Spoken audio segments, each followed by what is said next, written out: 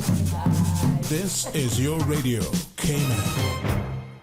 For the record, proudly brought to you by Pirates Fest 2022. Stay in the know. Get the full event lineup at piratesfestkman.com. Vamped Motors, the only authorized Ford and Toyota dealership serving the Cayman Islands. Coca-Cola, available across the Cayman Islands from Tortuga distributors. Accept no substitutes. Taste the feeling with Coca-Cola. Brand Source Home Gallery, inspiring luxury. West Bay Pharmacy, taking care of your health. And JN Money. From abroad to yard. Fast, affordable, convenient. Doctor's Hospital. Peace of mind is important when life happens. Doctor's Hospital. Always there for you. Call 949-6066. This is For the Record with Orrett Connor.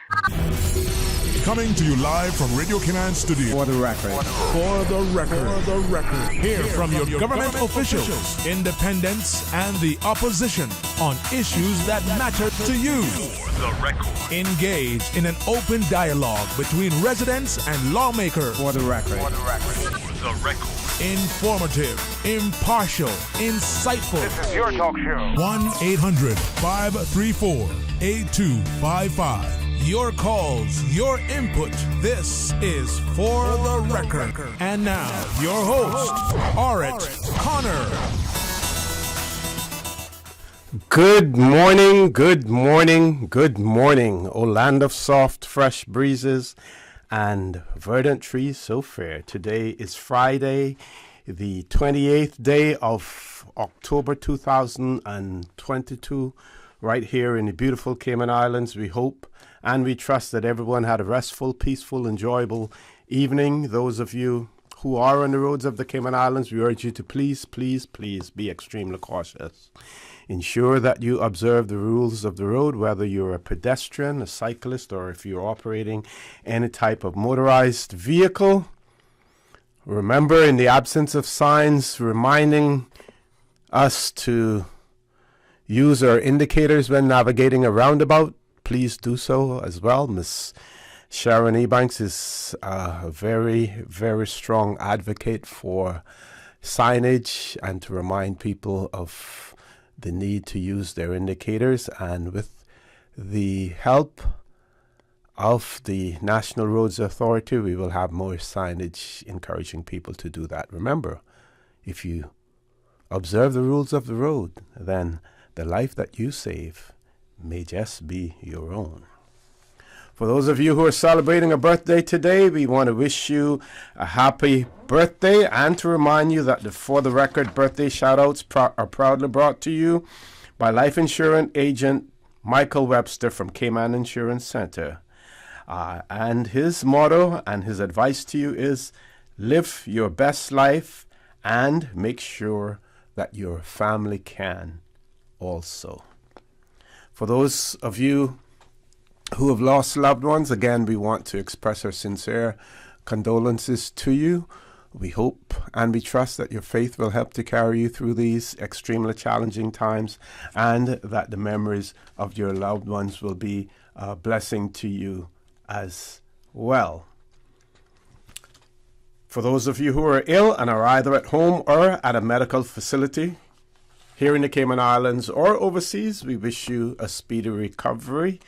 Folks, I want to thank you for allowing Radio Cayman and by extension For the Record into your homes, into your vehicles as you traverse the busy roads of the Cayman Islands, into your places of work, wherever that may be. As you know, For the Record is a show produced by the staff and management of Radio Cayman, and it is geared towards keeping you abreast of issues as they arise and play out on the local, regional, and international scene. I am your host, Orrett Connor, and you're welcome to join me every Monday, Wednesday, and Friday from 7:30 a.m. until 10 a.m. During that period, our phone lines are open. Again this morning, the beautiful radio voice of Miss Susan Watson waiting to take your calls. You can call us on our toll-free number provided courtesy of Flow. That toll-free number, 1-800-534-8255. You can also call us on 949-8037, 949-6990. Email us at fortherecord, one word, fortherecord at candw.ky.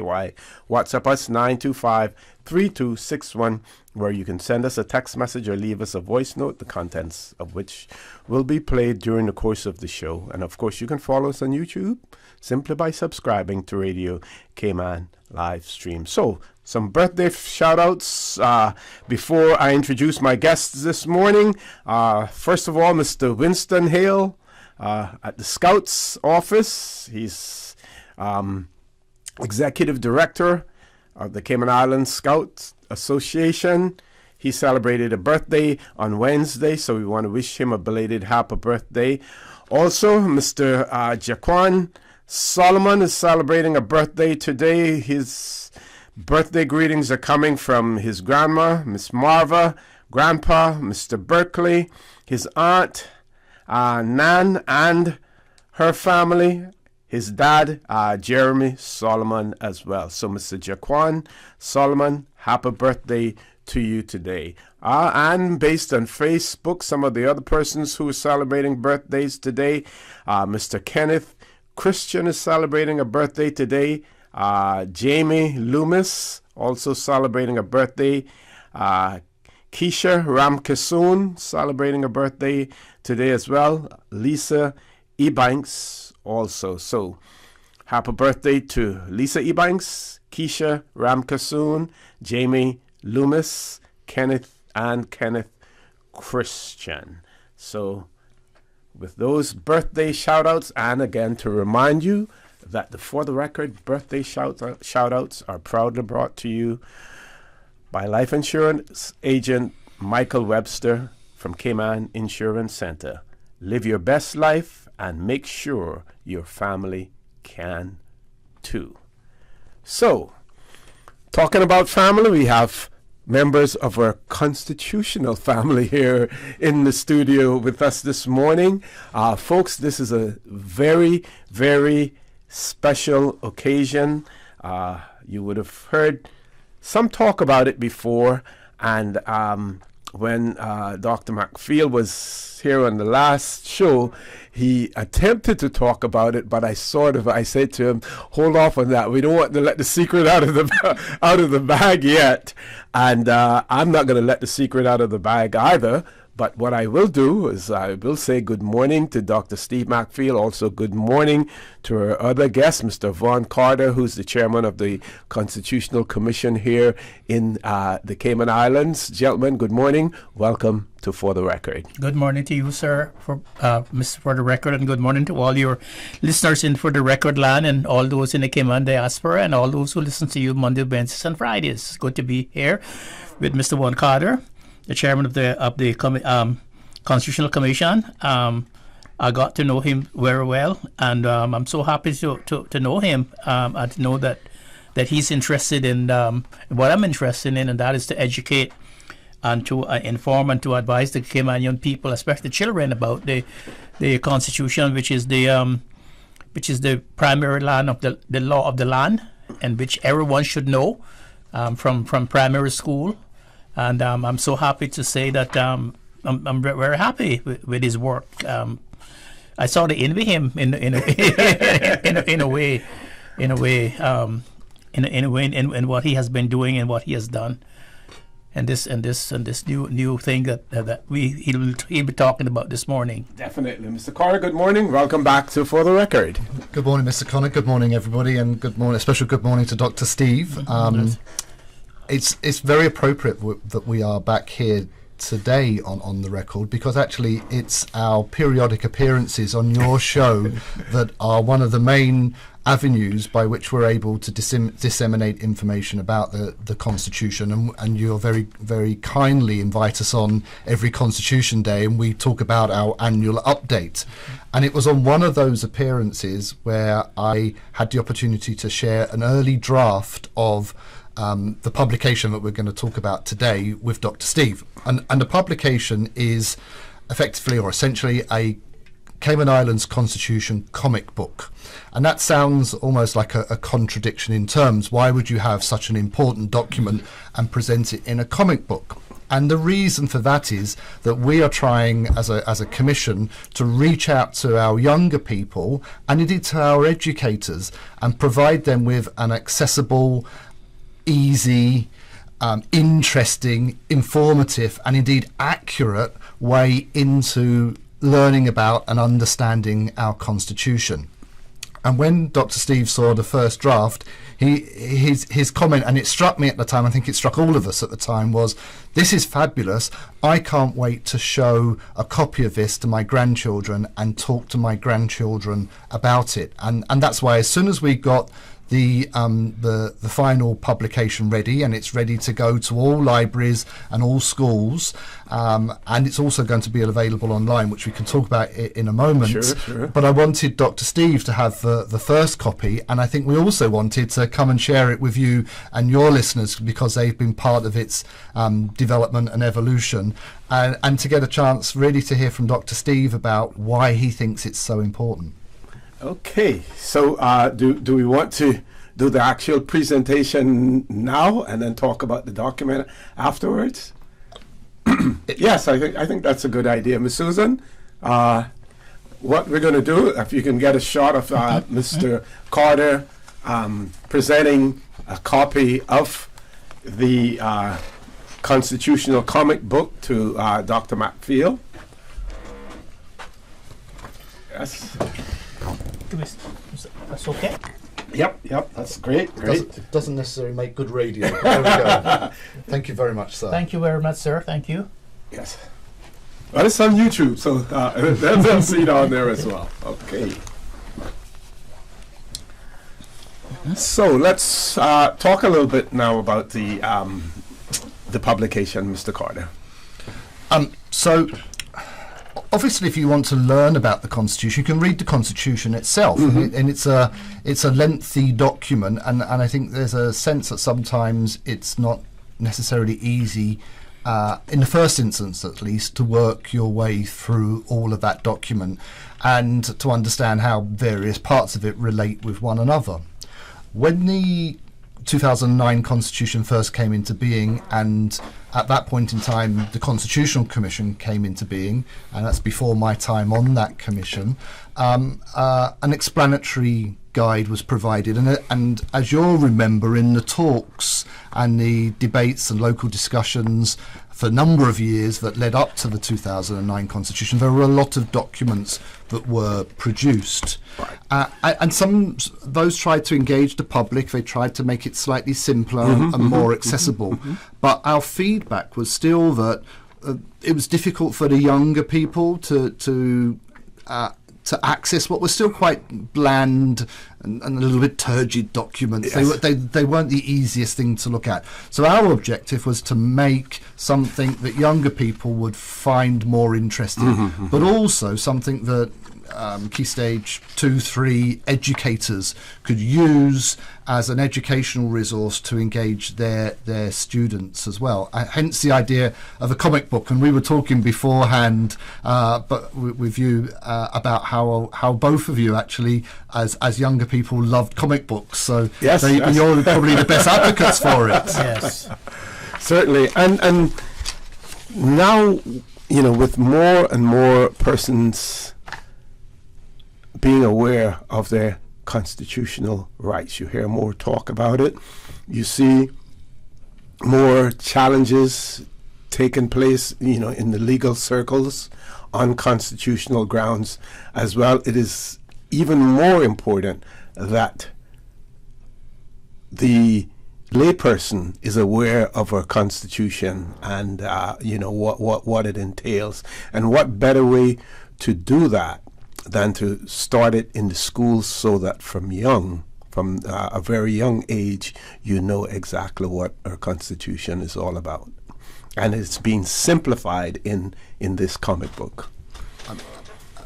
See, as you know, my background is as a lawyer and as an educator, and to me that education is hugely important. And the earlier we can start with that, the better. Okay, I want you to bring the mic a little closer to you. So yes, the earlier we can start with the education, the better. That's why we've tried to design a resource that could could start with children at a younger age rather than some of the other documents that are already available. So if listeners and viewers go onto the Constitutional Commission's website, they'll see there's a large bank of resources and comments and guidance notes on all of the recent topical constitutional issues. But some of those are difficult for younger people to access and understand. Yes. And they're also not necessarily familiar to some of our educators who may have moved to Cayman from overseas. So they might not understand the full local context of those issues. And so what we're trying to do is to provide local Caymanian resources and examples. And with this particular publication, we're trying to orientate it towards our youth and younger generation. Start early as you mean to go on. Okay, so we're going to take our first commercial break. Folks, please stay tuned. The conversation with Mr. Vaughn Carter, the chairperson of the Constitutional Commission, and Dr. Steve Macfield will continue. We're talking about the launch of the comic book publication on the Constitution of the Cayman Islands. Please stay tuned. For the record, we'll be back shortly. The Cayman Islands boasts of a long, colorful, and rich history. In tribute to our roots, Radio Cayman, the voice of the Cayman Islands, is pleased to bring you the Historical Vignette Series, brought to you by Rotary Central. For more than 110 years, Rotary members have used their passion, energy, and intelligence to take action on sustainable projects. The Cayman Islands, He hath founded it upon the seas. Land ownership, like many societies, has been extremely important to the Cayman Islands. Outside of the land grants of 1735 to 1742, the traditional Caymanian method of acquiring land ownership was to claim, mark, work, and build on any unused tract of land. Although the informal system worked well in the earlier days, a more robust system was put into place which would be to everyone's best interest. The Land Registration Act passed in September 1850, and an official registrar of lands was appointed. Former slaves were able to obtain title to their homes, and larger landowners obtained stronger titles, which permitted them to profit by selling surplus land. The system seems to have worked almost too well, as concerns regarding land ownership became virtually obsolete, and the relatively modest population size did not deplete land resources or create a competitive market. It would not be until 1960 that the land registrations would undergo significant change in order to keep pace with the influence of modern development. Radio Cayman's Historical Vignettes was brought to you by Rotary Central. For more than 110 years, Rotary members have used their passion, energy, and intelligence to take action on sustainable projects. The Rotary Central Music Extravaganza is Saturday, November 26th. Your ticket, your chance, your prize. Grand prize, $40,000. Second prize, $4,000. 6 $1,000 prizes and more. Get your $25 tickets now through Rotary Central members, Rotary Central ticket sellers, eventpro.ky, or WhatsApp Rotarian Annie Rose Scott in Cayman Brac at 916-7310. The Rotary Music Extravaganza at Salty's Grand Harbor. Performances by Heat, Fabulous 68, and CNB. November 26th, you can be the winner. Proceeds fund Rotary Central Community Projects. Rotary Central NPO number 232. Rotary, all the good you imagine. Pirates Fest. A little bit of old, a little bit of new. The evolution of Cayman's Pirates. A little bit of fun for everyone. Grand Cayman festivities from November 10th through the 20th. 10 days, 33 events. From happy hour parties, cardboard boat races, the Trial of the Pirates, float parade, national song competition, pooch parades, races, fireworks.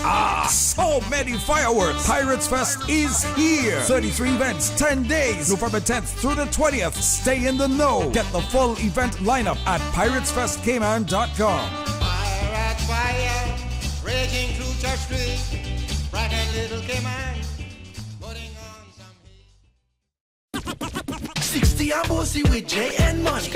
We not tripping easy, trust me. Yeah. Come on, just send some money. money, I instant entry. Look how you lucky. Bossy, JN money, bossy. JN money, send you go a yard. Scene, bossy. Jamaica well bossy. 60 yard bossy.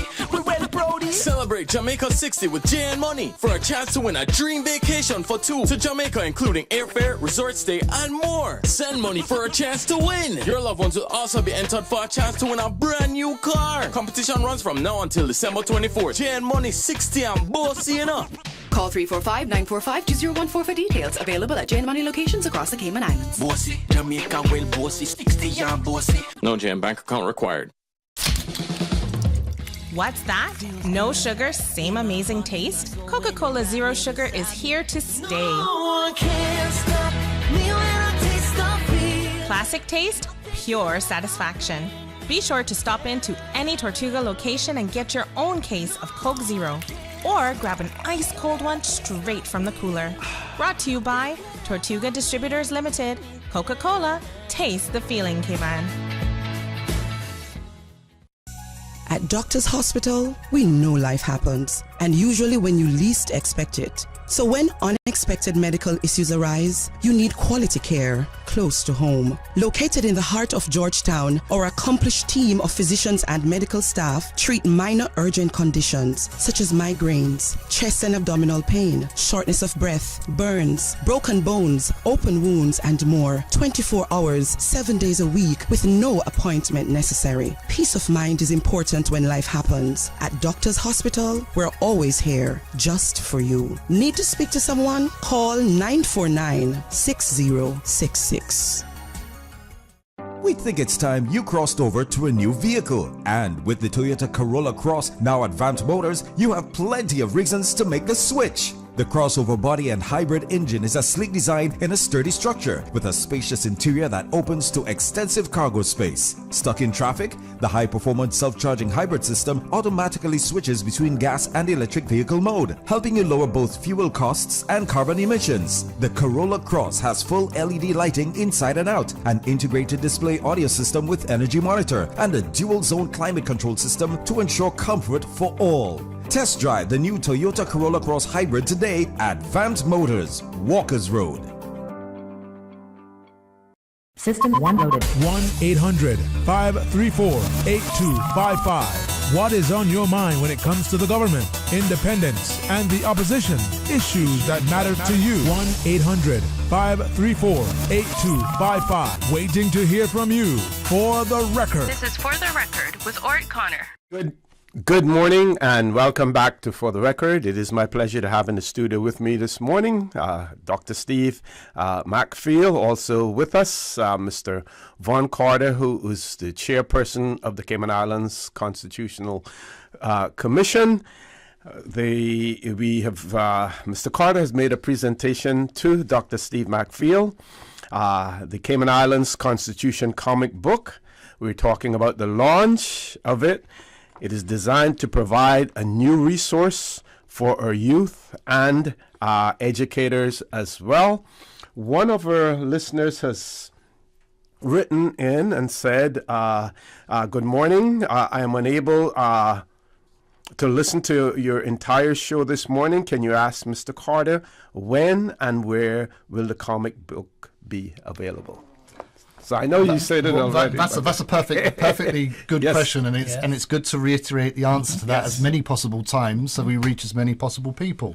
And the answer to that is we will be making copies available to all schools and to all libraries, but perhaps the best possible way to access it is online. There is an e-book version of it, which is online at the Constitutional Commission's website, which is www.constitutionalcommission.ky. And if you click on the education tab at the top of that page in education resources, it'll take you to a link to the e-book, and then you can bring that up full on your screen and you can flick through it that way.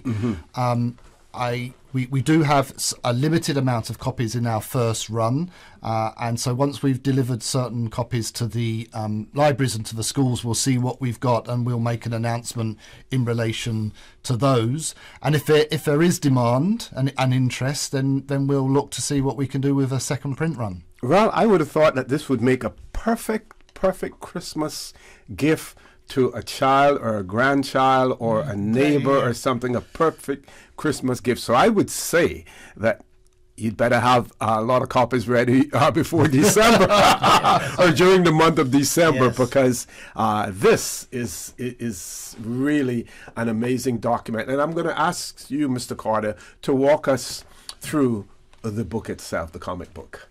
Okay, certainly. And first of all, I should say there's a huge debt of thanks owed to Shari Welcome, who, through the Constitutional Commission or the Commission Secretariat, has been providing this type of PR and support for the commissions, and in particularly for the Constitutional Commission, and I think too for the Human Rights Commission.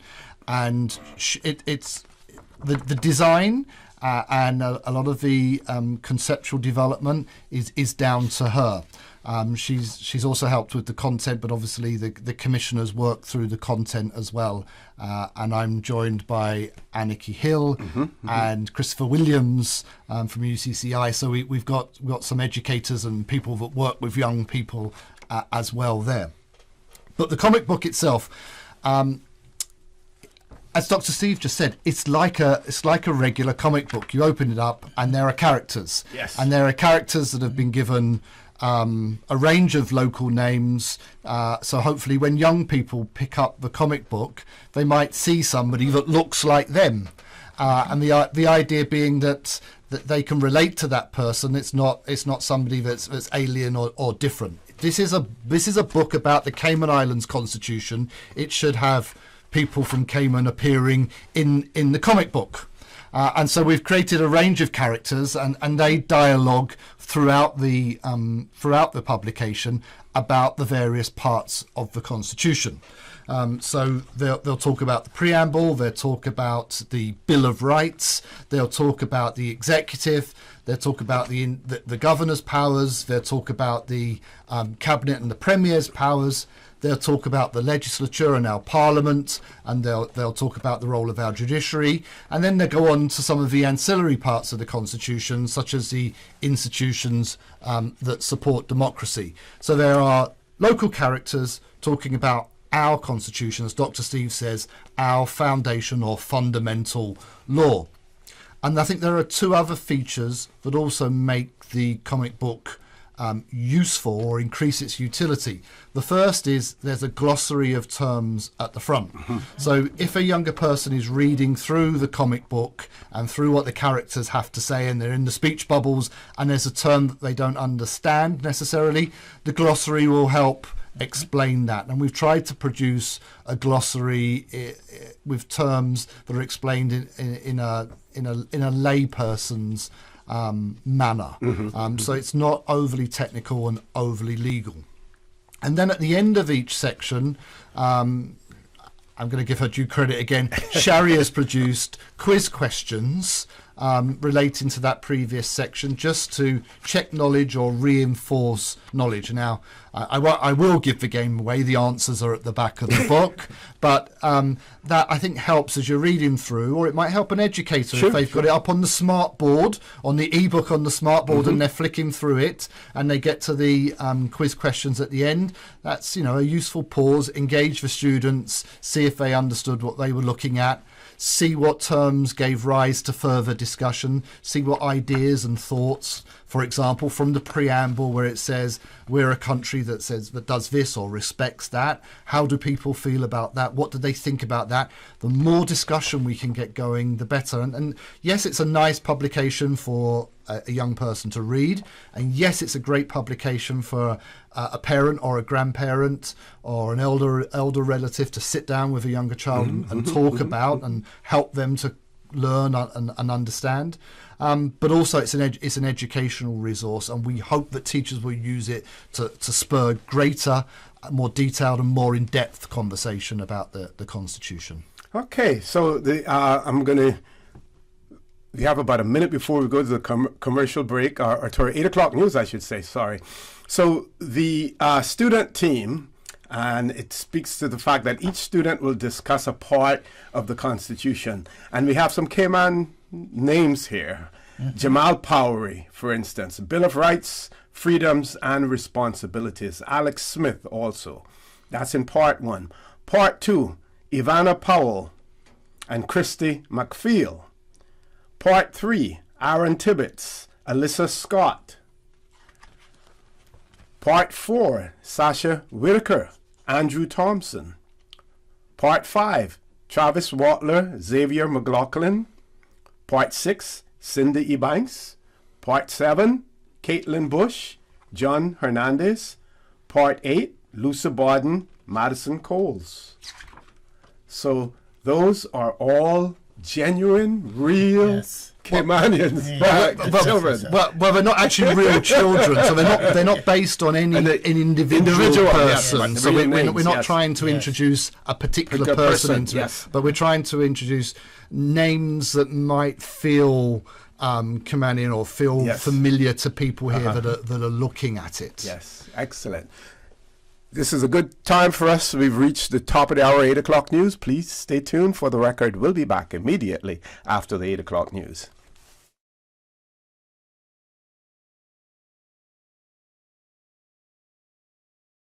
It's not easy being a ghost. Things feel so empty. Have you ever thought of trying Live Well by Foster's and C.G. Britke? I'm a little past living. That's okay. Live Well is focused on maintaining a holistically balanced life, or afterlife. This month, they're even featuring a super spooky, healthy Halloween. And this is all free? Absolutely. All available on the web. On the web? Which one? I have so many. Not cobwebs. Online at livewell.fosters.ky.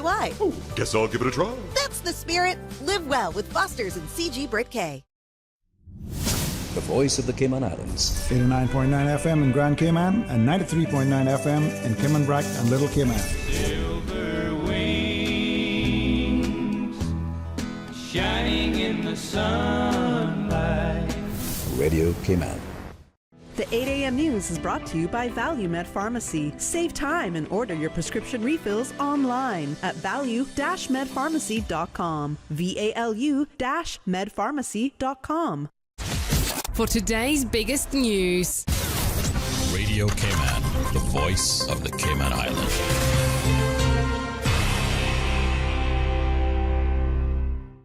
With your latest news, I'm April Cummings. The jury has been given instructions and is now considering evidence in the case of Canover Watson and Bruce Blake, former football executives accused in the CONCACAF scandal. According to the prosecution, Watson defrauded the organization by billing for non-existent equipment and keeping the money. Blake is accused of money laundering. The jury deliberated for several hours yesterday and is due back in court this morning. No new information this morning after the Anti-Corruption Commission's announcement that 2 men are under investigation and have been arrested in connection with an ongoing corruption investigation. The 2 men were arrested Tuesday, October 25th. Names have not been released, but the ACC says they are a 22-year-old Savannah man and a 47-year-old from Boddentown. They're suspected of government fraud, transferring criminal property, and uttering false documents. They have both been released on bail as the investigation continues. Inspired to do more, Dr. Anne-Marie Imafidon founded STEMETS, an award-winning social enterprise working across the UK and Ireland and beyond to support young women and young non-binary people into science, technology, engineering, and maths careers, known collectively as STEM. Technology is important. It's shaping what happens now, shaping what happens next, and not having an entire gender there to be part of that shaping, part of the prioritization, part of the building, means that we're doing ourselves a disservice, we're doing society a disservice. And so that was why I started STEMETS. Dr. Anne-Marie spoke to Radio Cayman during the CFA Society's 8th annual Cayman Investment Forum at the Kimpton Seafire Thursday. The STEMETS organization has exposed more than 60,000 young people to careers in STEM to date. Just simply getting to meet those role models, getting to learn to code, learn to design, learn to build, ideate, get creative, and also think about problem solving. Those have been the kind of 3 ingredients. So it's about getting them together to be creative, getting them to solve problems that matter, and getting them to do that with a diversity of people from all kinds of backgrounds, with all kinds of roles. You can hear our interviews from Radio Cayman's Talk Today. Just visit Radio Cayman on YouTube or on our Facebook page. That's your local news at this hour. I'm April Cummings, now the BBC, for news making headlines around the world. BBC News with Jerry Smith. The former Prime Minister of Pakistan, Imran Khan, is leading a week-long march of his supporters from the eastern city of Lahore to the capital Islamabad, demanding early elections. Speaking earlier at a rally, Mr. Khan said they should remain peaceful during the 380-kilometre journey. The Chinese city of Wuhan, where the coronavirus was first recorded, has gone into lockdown along with several other cities as the country pursues President Xi Jinping's zero-COVID policy. This comes as China reported a third straight day of more than 1,000 cases. Japan has announced a $260 billion stimulus package to combat inflation and revitalise the economy. Prime Minister Fumio Kishida said his government wanted to protect people's livelihoods, employment and businesses. US media say the billionaire Elon Musk is expected to assume the role of chief executive of Twitter, following confirmation he had bought the social media platform. Many American conservatives have welcomed news that the former boss, Parag Agrawal, has been sacked, along with Vijaya Gadde, who as Twitter's head of legal policy oversaw the removal of Donald Trump from the platform. The United Nations has expressed deep concern over Thursday's vote in the Russian parliament to strengthen a controversial law forbidding the promotion of homosexuality. The UN High Commissioner for Human Rights, Volker Turk, says the amendments, if finally approved, would further infringe upon international norms regarding sexual orientation and gender identity. And Spanish prosecutors have dropped fraud and corruption charges against Neymar and 8 others involved in the Brazilian footballer's 2013 move from Santos to Barcelona. BBC News. The 8 a.m. news is brought to you by ValueMed Pharmacy. Save time and order your prescription refills online at value-medpharmacy.com. VALU-medpharmacy.com. Did you know that ValueMed Pharmacy has a free online prescription service? Managing your health and medical requirements has never been easier with ValueMed. Simply visit value-medpharmacy.com. That's VALU-medpharmacy.com and click the Refill Prescriptions tab on our website. Fill in the information for new prescriptions or refills and choose your preferred pickup location. ValueMed on Walker's Road or Town. Then bring in your original prescription from your doctor when picking up. There's no need to stand in line and wait for your prescription. Save time and pick up prescriptions at your convenience by visiting value-medpharmacy.com. That's VALU-medpharmacy.com. Stay in touch with Radio Cayman for the latest in news and information. Follow Radio Cayman on social media, Facebook, Instagram, Twitter. Download the Radio Cayman app or log on to our website, www.radiocayman.gov.ky. Radio Cayman, your voice, your choice, your radio. Come on out to the Cayman Seafood Fest and Health Fair. Come enjoy your favorites like crab, turtle, conch and shrimp with tasty side dishes. Get free blood pressure checks, flu shots, nutritional counseling and much more. See you Saturday, November the 5th, 11 to 3 at the Farmers Market next to the cricket grounds. All proceeds to support the NCVO. Brought to you by the Progressives, celebrating 20 years of service to the Cayman Islands.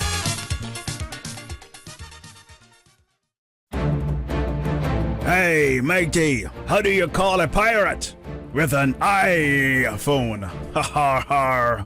Pirates Fest 2022 is here.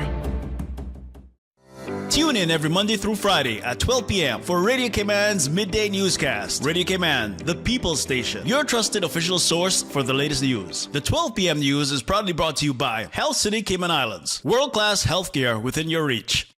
The 8:12 a.m. weather report brought to you by CG Britcay, where people come first. Hey, Bill, glad to see you back in the office. Who? Bill. Oh, sorry. Yeah, I think you're mistaking me for someone else. Tom. Nope. Jack. No. Alex. No. Want me to just tell you? Nope, I got this, George. No, you don't. Still not me. Adam. Not even close, man. We're like a coworker that didn't forget your name. CG Britcay. Good like that. Okay, good to see you, Mike Johnson. It's Mordecai.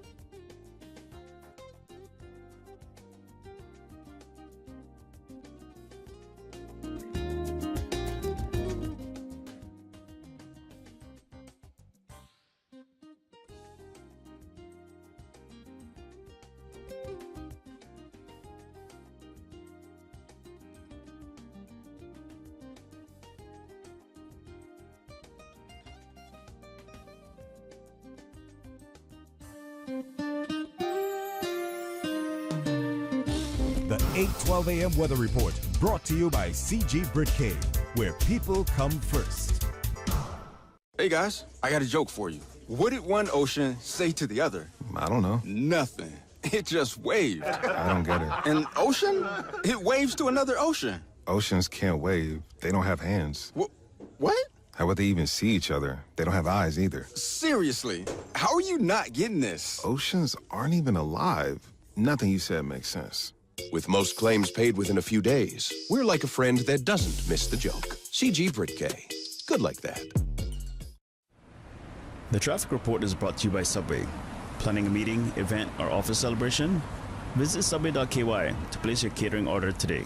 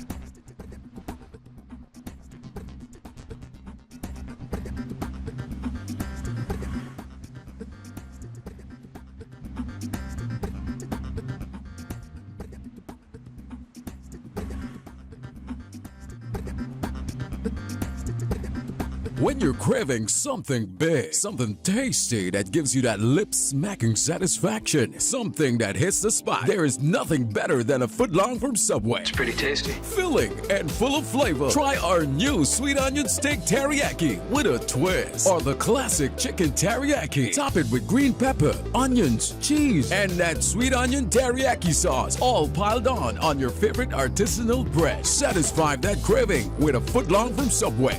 Fresh, delicious, tasty, meaty. Let's make it a meal with a drink, chips, and cookies. There is nothing better than a footlong from Subway. The traffic report is brought to you by Subway. Planning a meeting, event, or office celebration? Visit subway.ky to place your catering order today. Christmas is coming! What?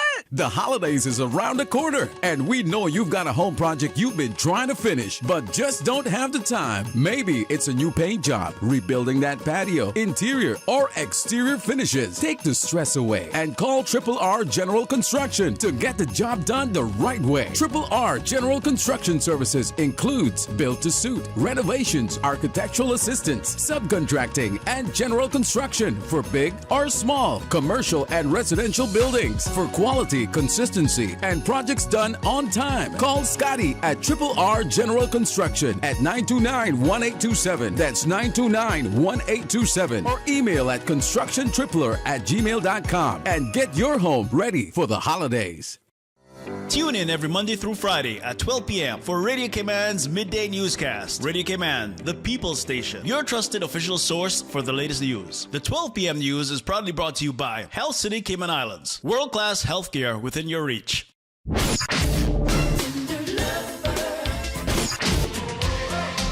RC Fusion. Monday to Thursday. 10 a.m. to 12 p.m. Fridays.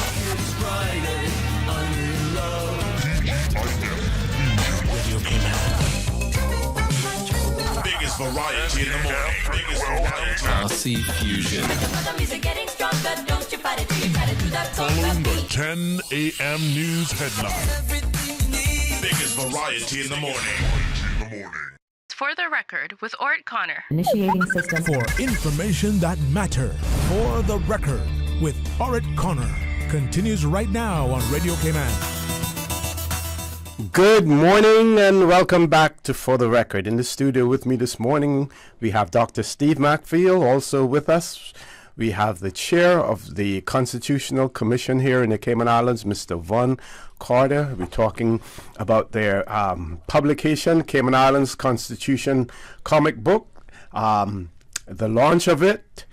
It is designed to provide a new resource for our youth and also for educators. Now, again, let's talk about, we've spoken a little bit about the design, Mr. Carter, or I shouldn't say a little bit, we've spoken quite extensively about the design, but how this resource now is going to be made available to our youth as well as our educators. We had one of our listeners who inquired as to the availability, where it could be, the comic book could be obtained, and their plans are to have one for the kids, the children, during the Christmas time. Now, the comic book itself, it is not for sale. I don't is at this point in time. Can you speak to that as well? Certainly. So Okay. we've done an initial print run, a small print run, which will enable us to provide copies to schools and libraries, and letters should be going out from the Commission Secretariat, hopefully as we are speaking. Okay. We're introducing the book and providing copies of that. I suspect we may have a few left over at the end of that, and once we know numbers, I think I'll ask the Secretariat to make an announcement as to what's going to happen with those. In addition, the book is available as an e-book online through the Commission's website, so it can be accessed. Now, I'm still a little bit old school still, and I do like to have a physical copy, and I understand and appreciate that. So if there is demand and interest, I'd encourage... and there's no reason why they shouldn't be. Well, I'll say that. It would be nice, and you're doing your very best to sell it as hard as you possibly can, because I know that you're keen and you're interested.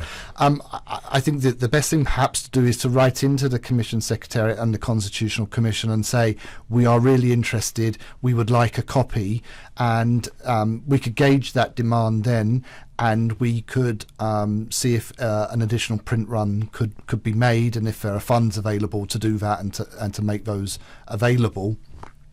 If that is the case, I would urge people to do that sooner rather than later, so that if sufficient interest does build up, we could get something out, as you say, before Christmas. So the Constitutional Commission's email address is info@constitutionalcommission.ky.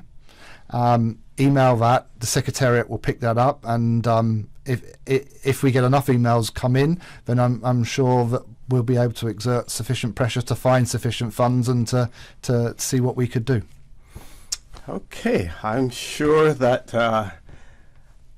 the government, and if not, we will find a benefactor out there somewhere, for it. But this, this is so extremely important. People talk about, and I'm not aware of, how much civics are now are taught in our schools, right?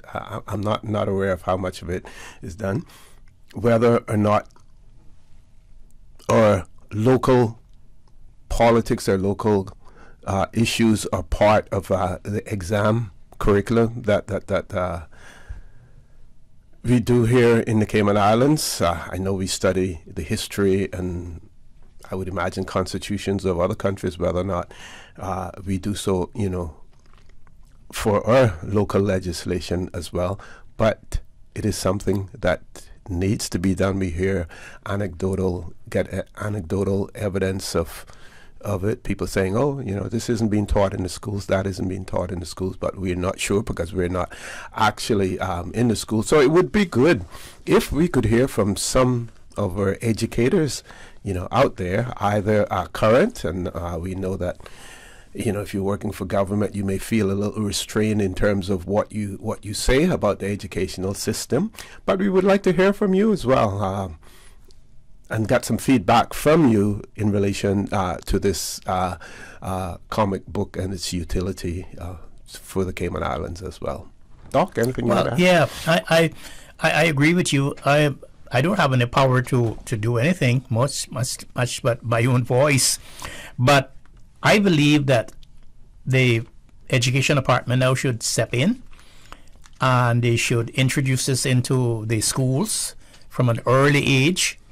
because the Constitution is actually the rule book of the nation, and everybody should know how the nation rule books applies to them and to their families and to their friends and everybody else. And I don't see right now any other publication that makes it much cleaner and much simpler than this student team comic book. How each student discusses the parts of the Constitution, and not only in the elementary school, but I think that even people who come to the country to work and to live here ought to have copies of this, because I think this will help them to understand how the organs of government work and how they fit into everything.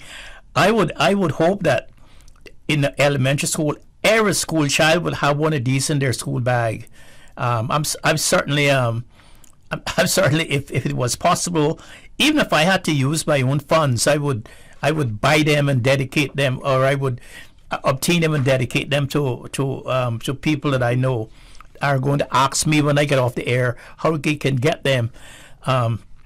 It seems to me that it's such a great piece of work, especially the artwork itself. The artwork itself makes it so exciting, and when you pick up when you pick up the book itself,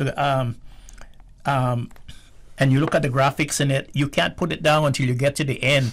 And even me, when I get to the end of a chapter, I go and I do the quiz too to see how much I score, how much I score from it, to see if my brain still has that flexibility to understand everything. It's great, and I hope that the powers that be, and especially those in education, are listening to the radio this morning and are hearing us, and would get in touch with Mr. Von Carter and his team and try to get as many copies as possible to children before Christmas, I guess you say. And this would be a great Christmas present, not only to children but to their parents also. And speaking of the accuracy of it, it is coming from an authoritative body, the Constitutional Commission. Yes. So it has been properly vetted. Well, I'll let Mr. Von Carter talk about that in terms of, the approach that was taken to this in terms of the information that is in here. Well, I think the genesis of it goes back several years now. This has been in the making for a little while, and perhaps longer than we would have necessarily liked. But first of all, the Commission Secretariat engaged an educator to come up with the first run of the text. Okay. And the idea behind that was we want the text to be produced and presented in such a way that younger people will be able to understand it.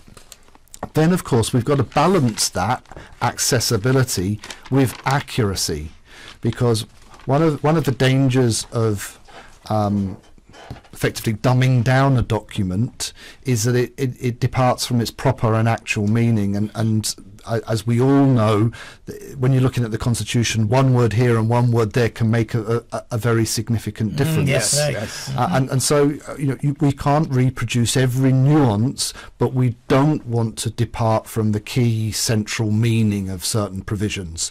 So we went through a series of reviews and revisions and amendments to get to that balance between accessibility and accuracy, and I think that we're happy with that final balance. And as we went through that process, we realised that you can't convey the meaning of every term in the text itself, and hence the need for the glossary at the front. So that came into being because we didn't want to overcomplicate all of the text, but we wanted to make sure if a term was unclear or was obscure or was strange or people didn't necessarily know what it meant, that then the glossary would help explain and support that. I'm thinking also our youth parliament, isn't that the debates scheduled to take place? I heard one of our guests in the studio, I think it was Mr. Deputy Leader of the Opposition, Mr. Hugh, speak to the fact that he had been speaking with the Youth Parliament recently.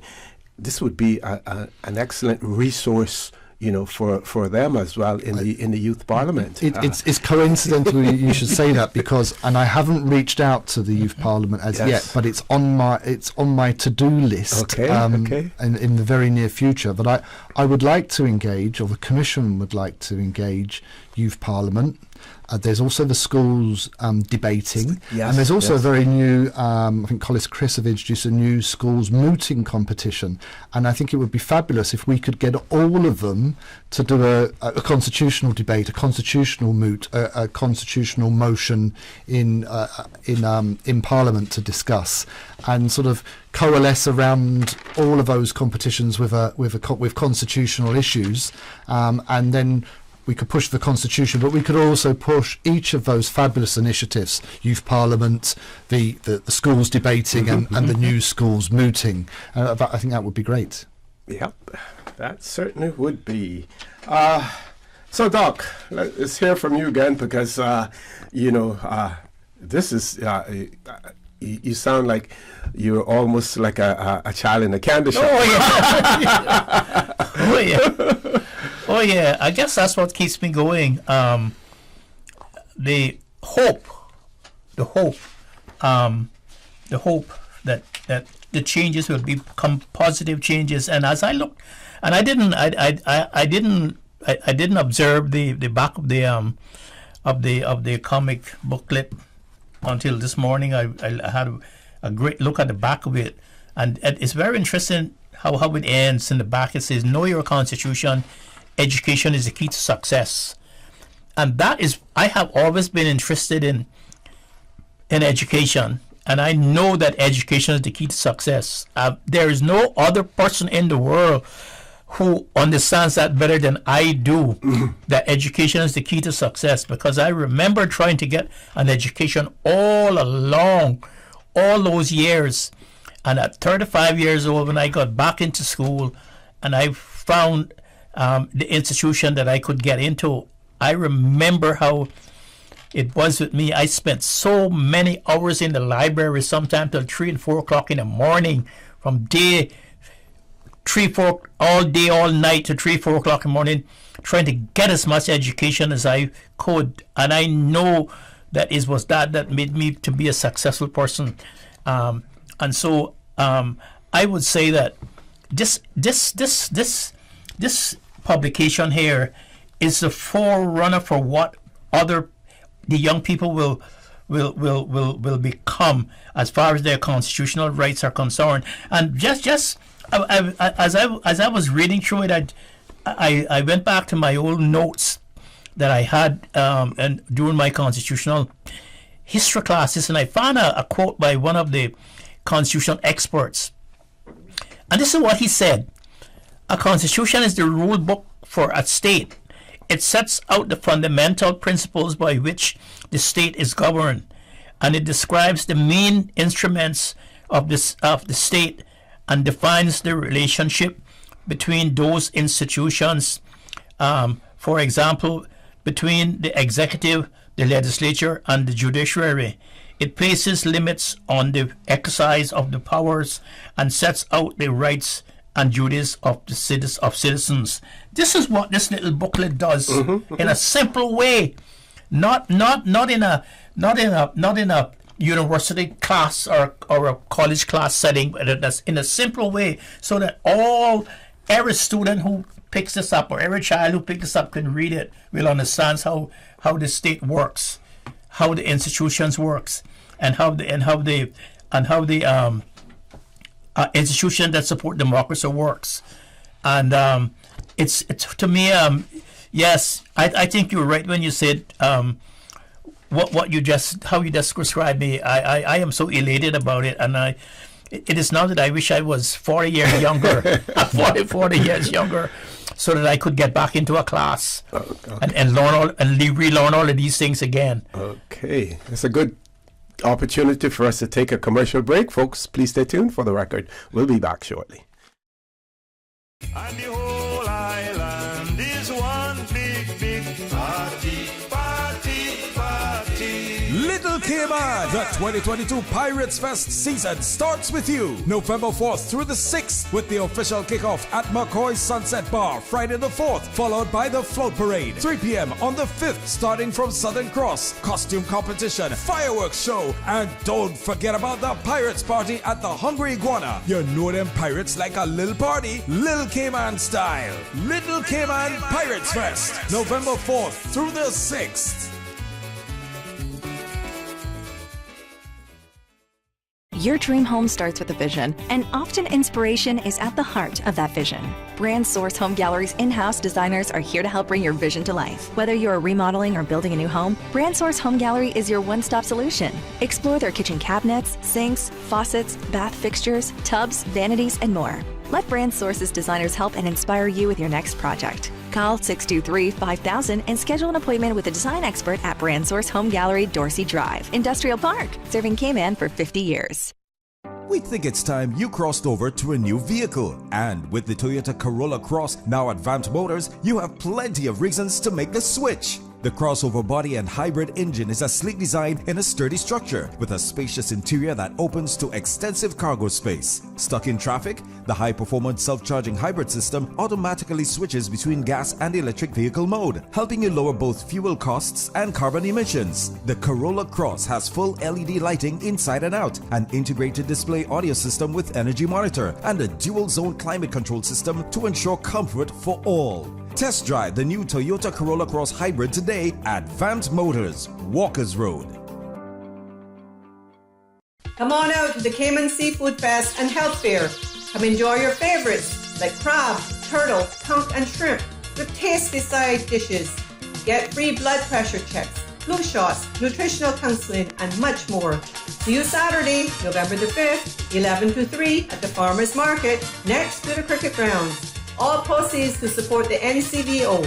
Brought to you by the Progressives, celebrating 20 years of service to the Cayman Islands. At Kirk's Home Center, we can make your life much better. We got it all together. We got a great deal in store for you. From cookware to stereos, from power tools to plumbing supplies. Yeah, we got the best goods with the best price and a service to make you smile. Kirk's Home Center, we got a great deal in store for you. System 1 loaded. 1-800-534-8255. What is on your mind when it comes to the government, independence, and the opposition? Issues that matter to you. 1-800-534-8255. Waiting to hear from you. For the Record. This is For the Record with Orrett Connor. Good morning and welcome back to For the Record. In the studio with me this morning, the chairperson of the Cayman Islands Constitutional Commission here in the Cayman Islands, Mr. Von Carter, and Dr. Steve McPhail. And earlier in the show, Mr. Carter made a presentation of the Cayman Islands Constitution, a graphic adaptation, which is the Cayman Islands Constitution comic book. It has been developed and launched to provide a new resource for our youth and educators as well. I would say not only a new resource, Mr. Carter, but probably one, if not the only resource that has been done so far in terms of explaining our Constitution, other than those explanatory guides that were produced by the Constitutional Review Commission when that was established, and when we had the draft and we went to the various districts explaining the Constitution. Other than that, and certainly not one that has been designed and directed towards our young people as well.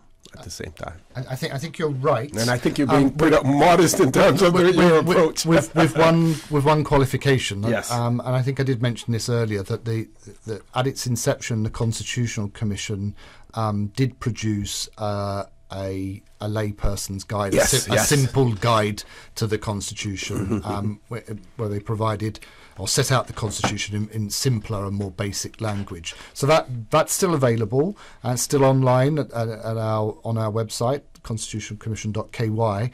But the jump that we've taken here is to recognise that sometimes producing these complex documents, even in a simplistic manner, in black and white, doesn't necessarily engage everybody and doesn't necessarily engage the younger people, and it's difficult to get a lot of interest and inspiration around it. And the objective of the comic book is to get greater interest and to inspire people, not just to learn what's in the contents of this and to learn the basics of the Constitution, but perhaps get a real interest in it and take it further and learn more about the Constitution and listen to your show on a regular basis and hear the Constitution's issues that are discussed. Listen to people like Dr. Steve and the historical perspective that he's able to provide and bring it right up to date, and to understand how that matters in key issues that arise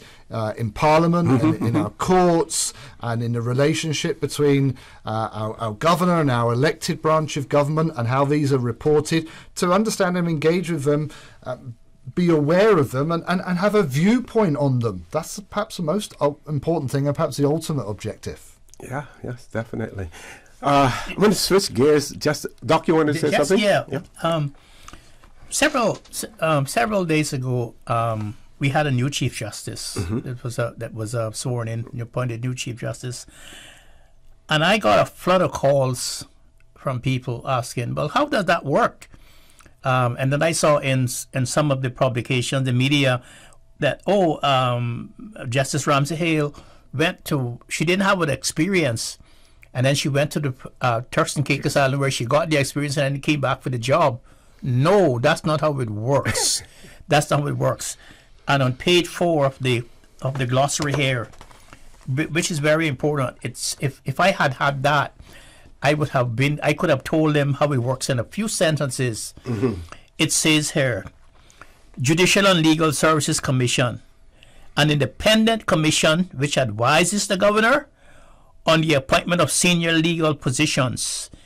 These senior legal positions are specified in Section 106 of the Constitution and include the Chief Justice and other judges of the Grand Court, the President of the Court of Appeal and other judges of the Court of Appeal, the Attorney General, the Director of Public Prosecutions, and magistrates.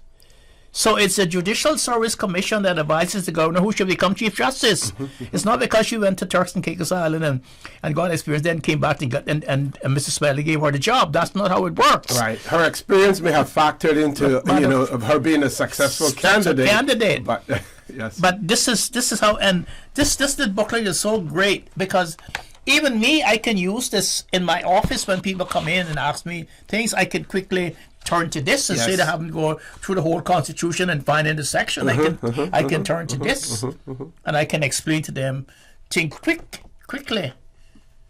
Now, one of the questions that I had, and I switched gears a little bit, but same thing on the judiciary, was the fact that our Constitution, with the Privy Council being our final court of appeal, there's nothing in our Constitution that speaks to the Privy Council.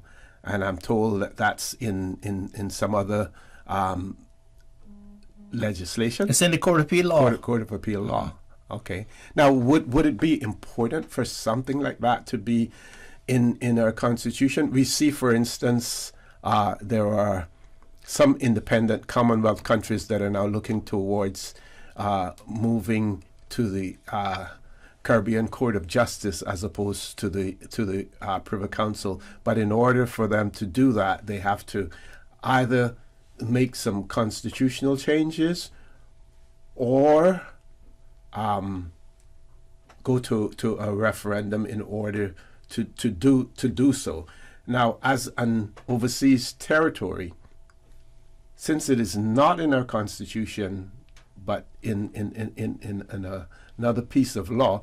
Could we change that piece of legislation to say that we would use the Caribbean Court of Justice as our final court, as opposed to the Privy Council? Well, that was a question that I had. It would depend on whether we accept that, whether we believe that.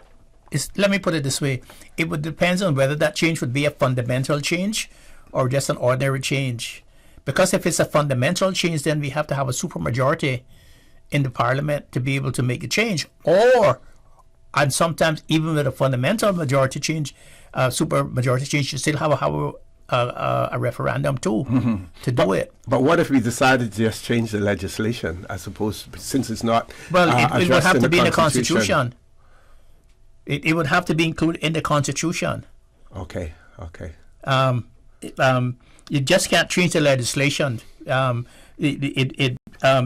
Court of Appeal, the judges of the Court of Appeal and all of those people are in the Constitution, and it's from the Court of Appeal law that we get the Privy Council right to appeal to the Privy Council. So if we want to have the Privy Council as a constitutional court of appeal, final court of appeal, it would have to be the constitutional change.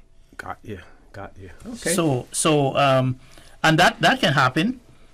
If the politicians or people believe that that would be a fundamental change. If it's not a fundamental change, all would have to be a resolution in the legislature, in the Parliament, without a 2/3 majority. If it's a fundamental change, it would have to be a 2/3 majority or go to a referendum.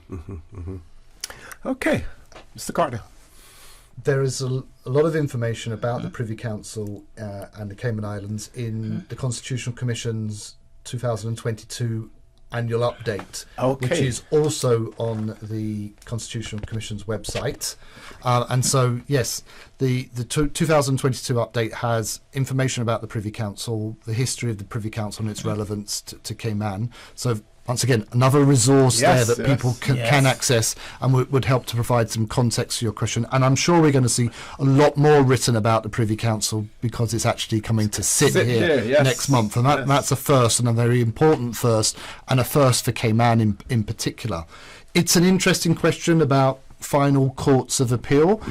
Final courts of appeal not just for Cayman, but for other overseas territories and indeed other Caribbean territories. And I think each Caribbean territory has its discrete sort of constitutional issues around that. I mean, the somewhat ironic thing is that the seat of the Caribbean Court of Justice, which is the final court of appeal for the CARICOM Free Trade Treaty, the Court of First Instance for that, and the final Court of Appeal for some Caribbean jurisdictions, is that the seat of that court is in Trinidad and Tobago, in Port of Spain, but that Trinidad does not have that court as a final court of appeal. They still use the Privy Council that is largely based and largely sits in London.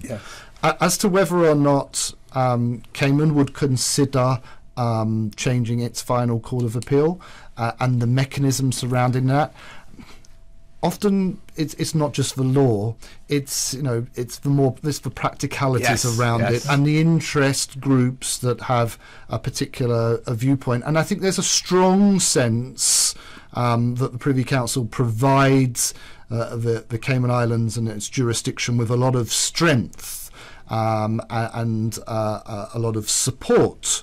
I accept that there is elements within our community that are looking at, should we be looking at independence? Should we be looking at the monarchy? Should we be looking at our final court of appeal?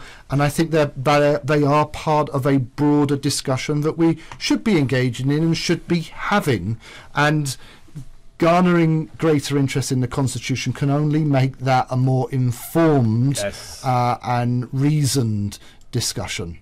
That's not to express an opinion one way or the next. It's to say that discussion and talk is good to have. Certainly is. I mean, there was, when you look at some of the press years ago, you got the feeling that it seemed as if the UK and the Privy Council wanted to shed portions of either the Commonwealth or, well, a lot of the Commonwealth now have moved away from the Privy Council itself. But you got the impression, based on what was published in the press, that it was becoming almost burdensome for the Privy Council to deal with other jurisdictions. At the same time, the question was how accessible was the Privy Council to those persons who didn't have the financial wherewithal, that's the to go to the Privy Council. Now, some may interpret the fact that they're deciding to sit here, and they maybe decide to sit in other jurisdictions later on as well. Is that a turning point? Do we see them now? Is the sentiment now more towards we want to be accessible, we want to reach out to them, we want them to continue to use us as the final point? I believe so. I think one of the holdbacks, one of the drawbacks from the not having the Privy Council as not going to the Privy Council as the final court appeal is because of the financial burden, because it costs a lot of money to take a case to the Privy Council. You have to have counsel in England, and that eats up a lot of the costs. But I think that now that the mountain is coming to Muhammad, I think that makes a difference. I couldn't believe when I heard that the Privy Council was coming to this small jurisdiction in the Commonwealth to hear cases in this. So that also say a lot of how important we are, and the judgments that it will emanate from the Privy Council locally by us, how important we are to them. I think there's a change now in the whole concept of the relationship between the overseas countries and territories and the UK. I think that change is being unveiled now by the Privy Council coming here to Sydney for the first time, and although it's surprising a lot of people, I think that is a good thing to happen. Great. Okay, we're going to take our last commercial break for this segment. Folks, please stay tuned. For the record, we'll be back shortly. What's that? No sugar, same amazing taste? Coca-Cola Zero Sugar is here to stay. Classic taste, pure satisfaction. Be sure to stop into any Tortuga location and get your own case of Coke Zero. Or grab an ice cold one straight from the cooler. Brought to you by Tortuga Distributors Limited. Coca-Cola, taste the feeling, K-Man. JN money touchdown. Send the money now. Reach wow. You say you need some money. JN money, I can send it in a hurry. Get through quick when you come collect your cash, or use a money card and swipe it in a flash. Send funds to any bank, yeah. Pay your bills quick, yeah. Low fees, you know what it, yeah. JN money, we a pick, yeah. Send and receive funds at any JN Money location. It's fast, affordable, and convenient. Money touchdown with JN Money. Send funds to any bank, yeah. Pay your bills quick, yeah. Low fees, you know what it, yeah. JN Money, we a pick, yeah. Call 345-945-2014 for details. Available at JN Money locations across the Cayman Islands. At Doctors Hospital, we know life happens, and usually when you least expect it. So when unexpected medical issues arise, you need quality care close to home. Located in the heart of Georgetown, our accomplished team of physicians and medical staff treat minor urgent conditions such as migraines, chest and abdominal pain, shortness of breath, burns, broken bones, open wounds, and more. 24 hours, 7 days a week with no appointment necessary. Peace of mind is important when life happens. At Doctors Hospital, we're always here just for you. Need to speak to someone? Call 949-6066. So much happening so fast, too much.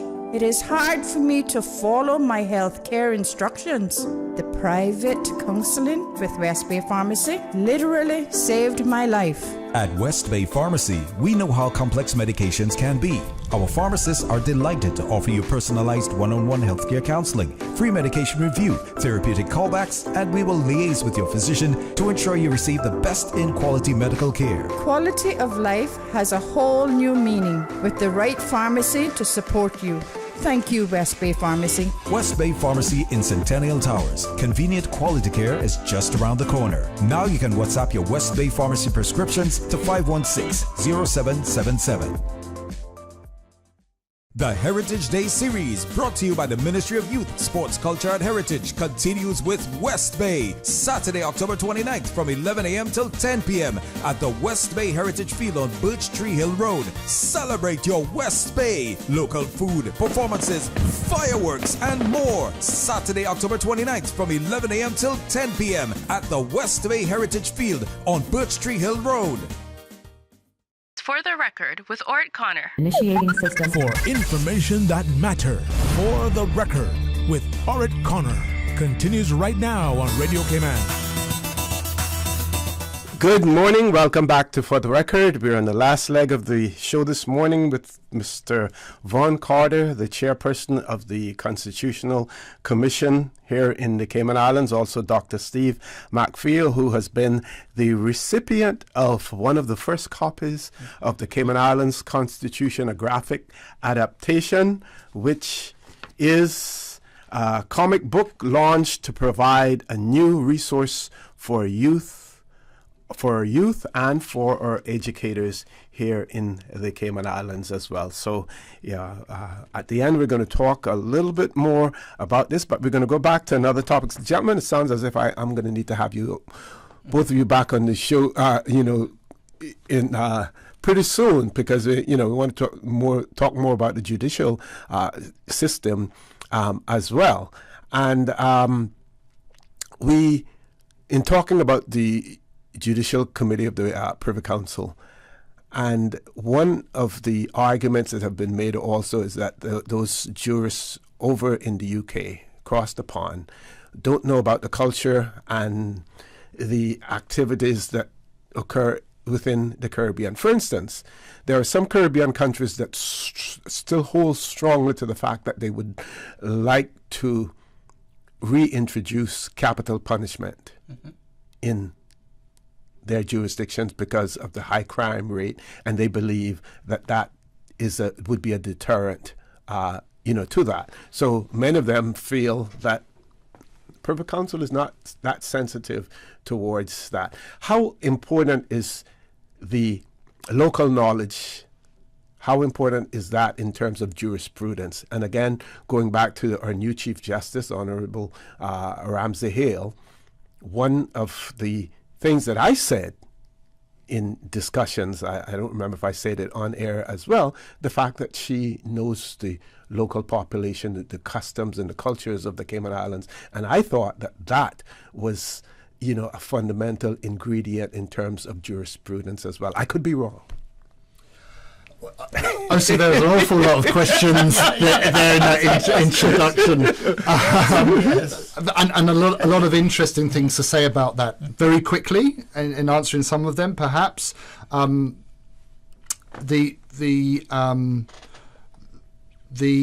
Judicial Committee of the Privy Council versus the Caribbean Court of Justice and their respective perspectives on the death penalty. Mm-hmm. The suggestion was that the Caribbean Court of Justice would reverse decisions of the Privy Council. That hasn't been the case.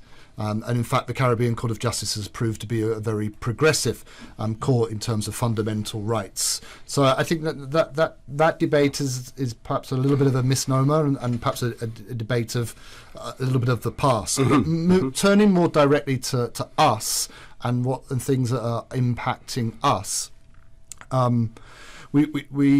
we had a lecture recently, the Chief Justice's lecture, from a member of the Privy Council just a few months ago, and that's also featured in the Constitutional Commission's update.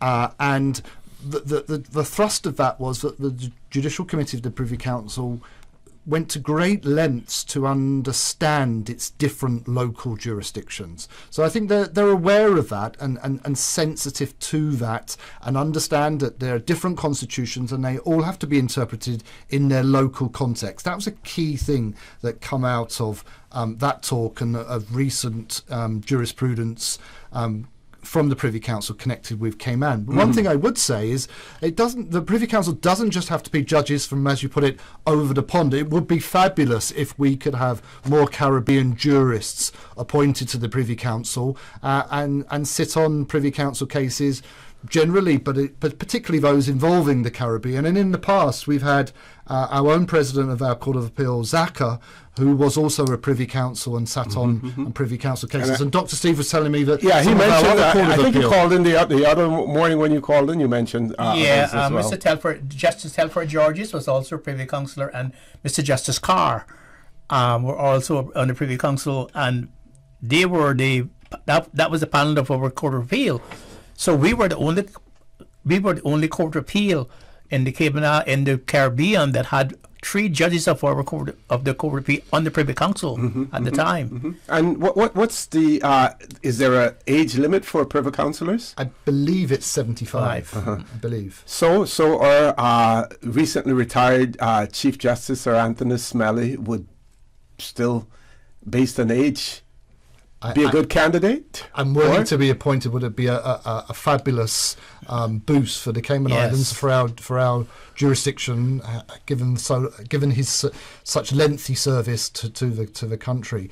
And then the last thing I'd say in answer to your various points, OC, is that as His Excellency the Governor said in court on the swearing in of the new Chief Justice, it was a real boost to the jurisdiction as well, that she came from the local bench, that she wasn't an outside appointment. That shows the strength of the local bench, and he emphasised that, and she was like, she was described Cayman as a home court, and it felt nice and it felt good, and that's right, and it shows I think the strength of our legal system. Now, and when you go onto the Judicial Committee of the Privy Council's website and you look at the cases, there you're seeing more and more cases from the Cayman Islands as well. I know off air we spoke about the fact that at one point in time, the most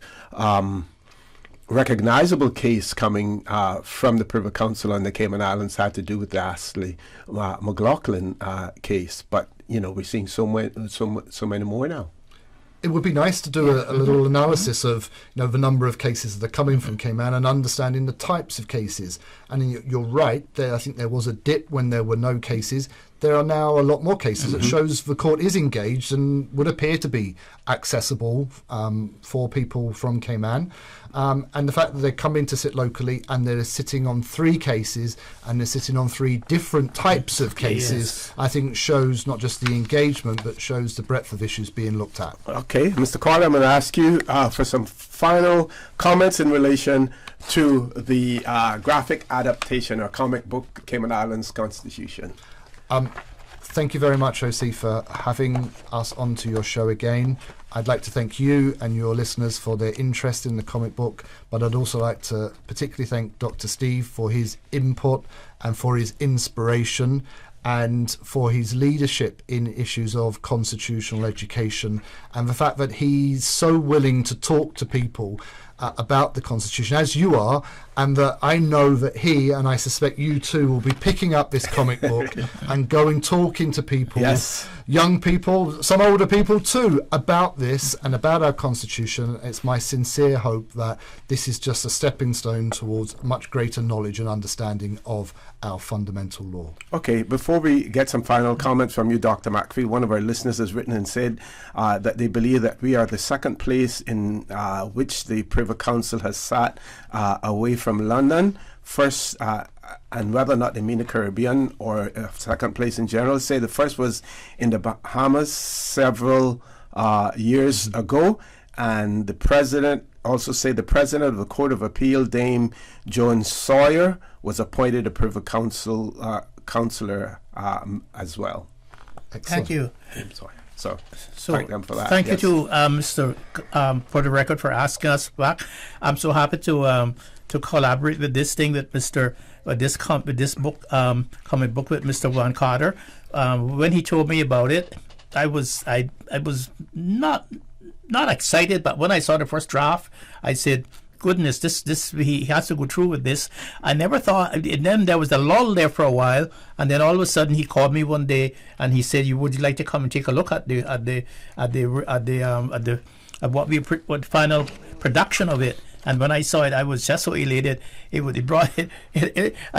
was so excited. I know he had to go. He had an appointment someplace, and I kept him talking. And then he finally said to me, "I have to go out for another appointment just to get me out of the office." So I don't know how many copies he's going to print, but I know that I'm going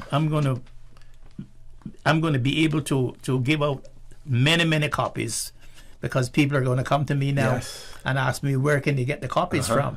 But I'll bet you, I forgot to bring my phone, but I bet you when I get back to the office, my phone will be full with calls and messages about where can I get copies of this publication. So, Mr. Carter, I think that in the next week or two, you're going to see that you are going to need to have a second publication of this, because I think Christmas coming, this is going to be a really good booklet for people to give to their children, and the children who's going to school, and even adults are going to want to buy this, not to buy it, to obtain this book to read it. Yes. Okay, gentlemen, I want to thank you all very much for that. Folks, we've reached the top of the hour. Headline news at 9 o'clock. When we return, we will have Mr. Alfonso Wright from the office, Celebrate Cayman, in the studio with us, talking about the Seafarers Awards as well. So please stay tuned for the record. We'll be back shortly. Today's biggest news. Radio Cayman. Your voice, your choice. Local, regional, international. This is Headlines from Radio Cayman's newsroom. Today's biggest news. Police say they are aware that people drove by on the night of the murder of Ian Duffel in West Bay. It was around 11 p.m. on October 14th. They're asking for any witnesses to come forward with any information at all, no matter how insignificant the details may seem. You can call the RCIPS Major Incident Room at 649-2930. You can also make anonymous tips online at rcips.ky. In international headlines, House Speaker Nancy Pelosi's husband Paul was violently assaulted by an assailant who broke into their San Francisco home early today. He is now in the hospital and expected to make a full recovery. That according to Pelosi spokesman Drew Hamill. Pelosi was not in the residence at the time, and Hamill said the assailant is in custody and the motivation for the attack is under investigation. North Korea fires 2 short-range ballistic missiles toward the sea today in its first ballistic weapons launches in 2 weeks, as the U.S. military warns the North that the use of nuclear weapons will, quote, result in the end of that regime. South Korea's military detected the 2 launches from the northeastern coastal Tongchong area around midday today, Seoul's Joint Chiefs of Staff said in a statement. It said both missiles flew about 230 kilometers, that's about 140 miles, at a maximum altitude of 24 kilometers, or 15 miles. Those are your headlines from Radio Cayman's newsroom. I'm April Cummings. For the latest in news and information, follow Radio Cayman on social media, Facebook, Instagram, Twitter. Download the Radio Cayman app or log on to our website, radiocayman.gov.ky. For the record, with Orrett Connor. Initiating system. For information that matter. For the record, with Orrett Connor. Pirates Fest. A little bit of old, a little bit of new. The evolution of Cayman's Pirates. A little bit of fun for everyone. Grand Cayman festivities from November 10th through the 20th. 10 days, 33 events. From happy hour parties, cardboard boat races, the Trial of the Pirates, float parade, national song competition, pooch parades, races, fireworks. So many fireworks. Pirates Fest is here. 33 events, 10 days, November 10th through the 20th. Stay in the know. Get the full event lineup at piratesfestcayman.com. Pirates fire, raging through Church Street, bright and little Cayman, putting on some heat. We think it's time you crossed over to a new vehicle. And with the Toyota Corolla Cross now at Vamp Motors, you have plenty of reasons to make the switch. The crossover body and hybrid engine is a sleek design in a sturdy structure with a spacious interior that opens to extensive cargo space. Stuck in traffic? The high-performance self-charging hybrid system automatically switches between gas and electric vehicle mode, helping you lower both fuel costs and carbon emissions. The Corolla Cross has full LED lighting inside and out, an integrated display audio system with energy monitor, and a dual-zone climate control system to ensure comfort for all. Test drive the new Toyota Corolla Cross Hybrid today at Vant Motors, Walkers Road. What's that? No sugar, same amazing taste? Coca-Cola Zero Sugar is here to stay. Classic taste, pure satisfaction. Be sure to stop into any Tortuga location and get your own case of Coke Zero.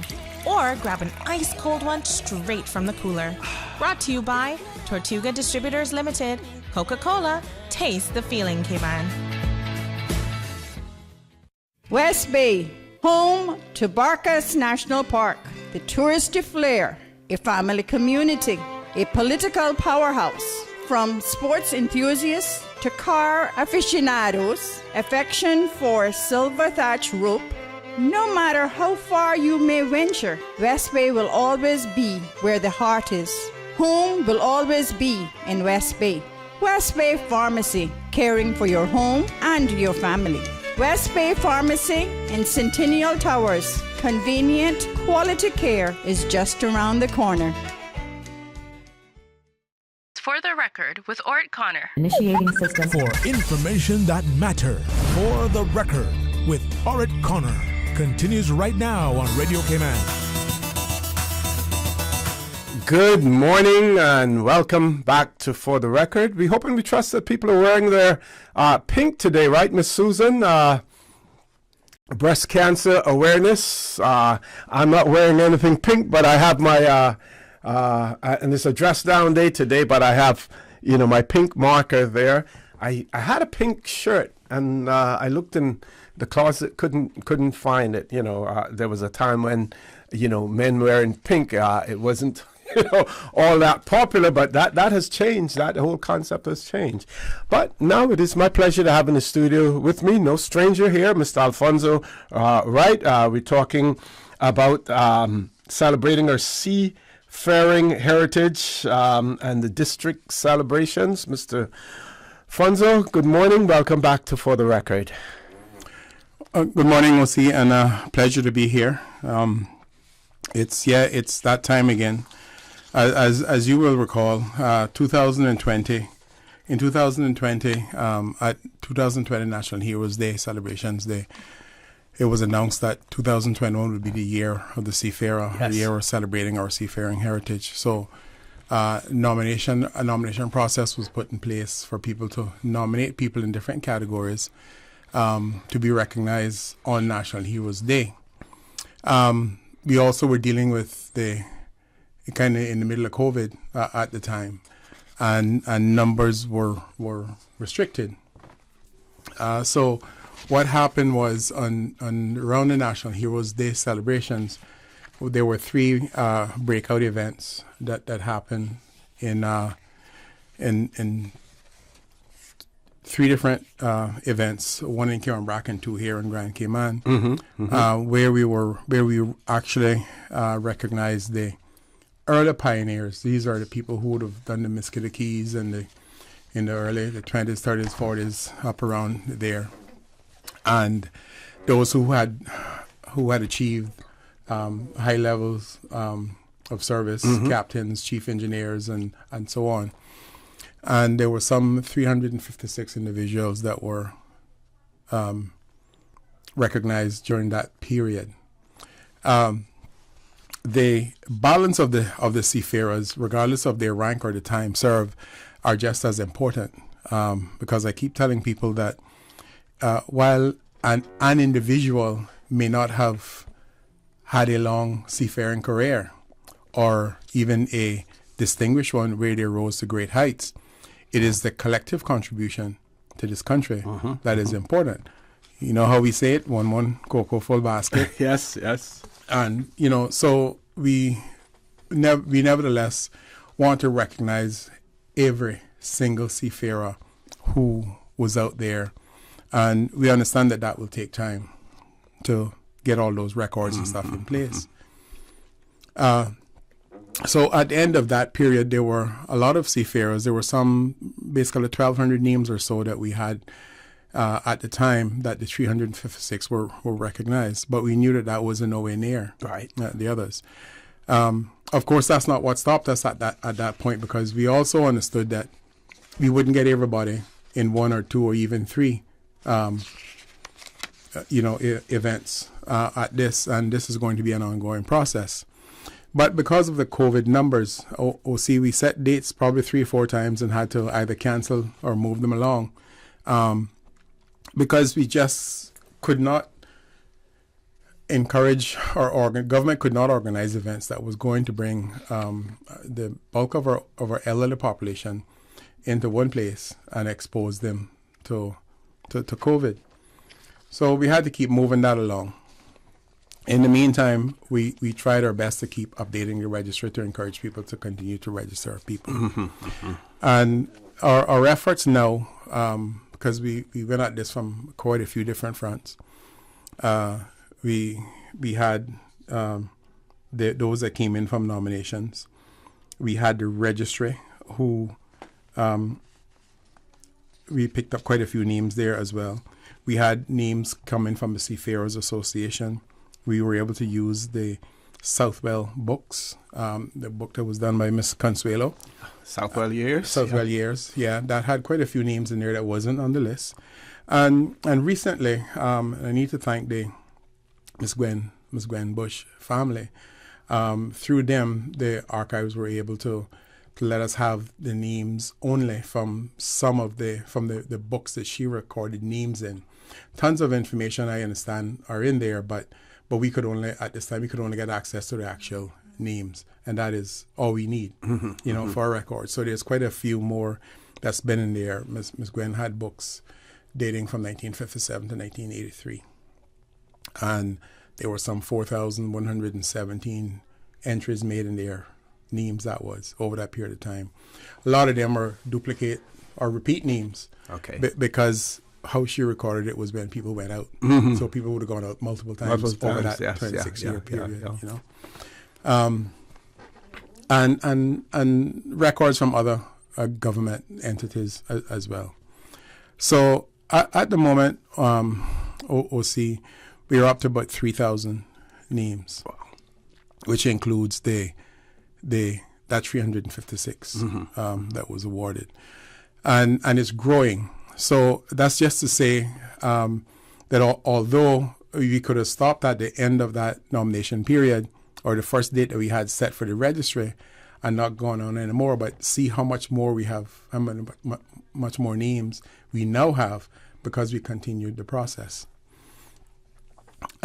So we were able to set a few dates. Again, we had a date set for October, and we had to, for September actually, and we had to change that because of other things. I think Parliament dates came in the middle of it, and our parliamentarians are going to be involved in these processes, so we couldn't go up against that at the time. We now have some new dates set, and I although there are still some extenuating circumstances that may cause these to change.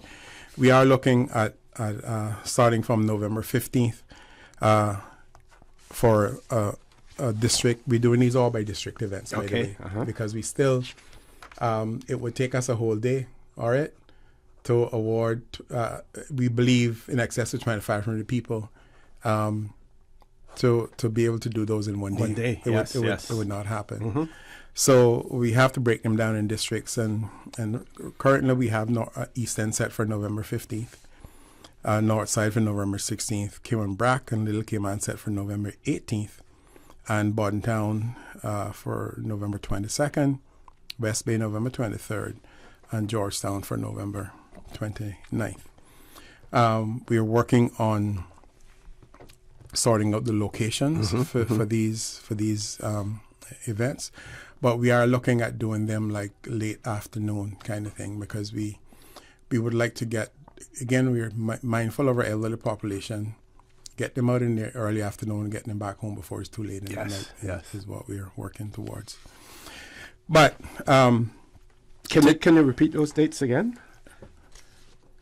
15th of November, East End. 16th, North Side. 18th, Cayman Brac, Little Cayman. Bordentown, November 22nd. West Bay, November 23rd. And Georgetown, November 29th are the dates that we're working towards right now. Still playing with them a little bit, so some of those could change. Okay.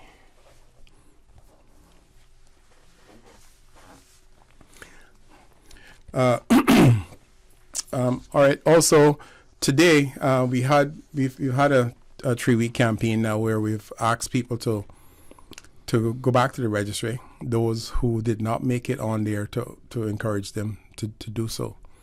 And we've had quite a few names come in within that period as well. Up to yesterday, people were scrambling to try to get names on there at last minute, which is what usually happens. Yes.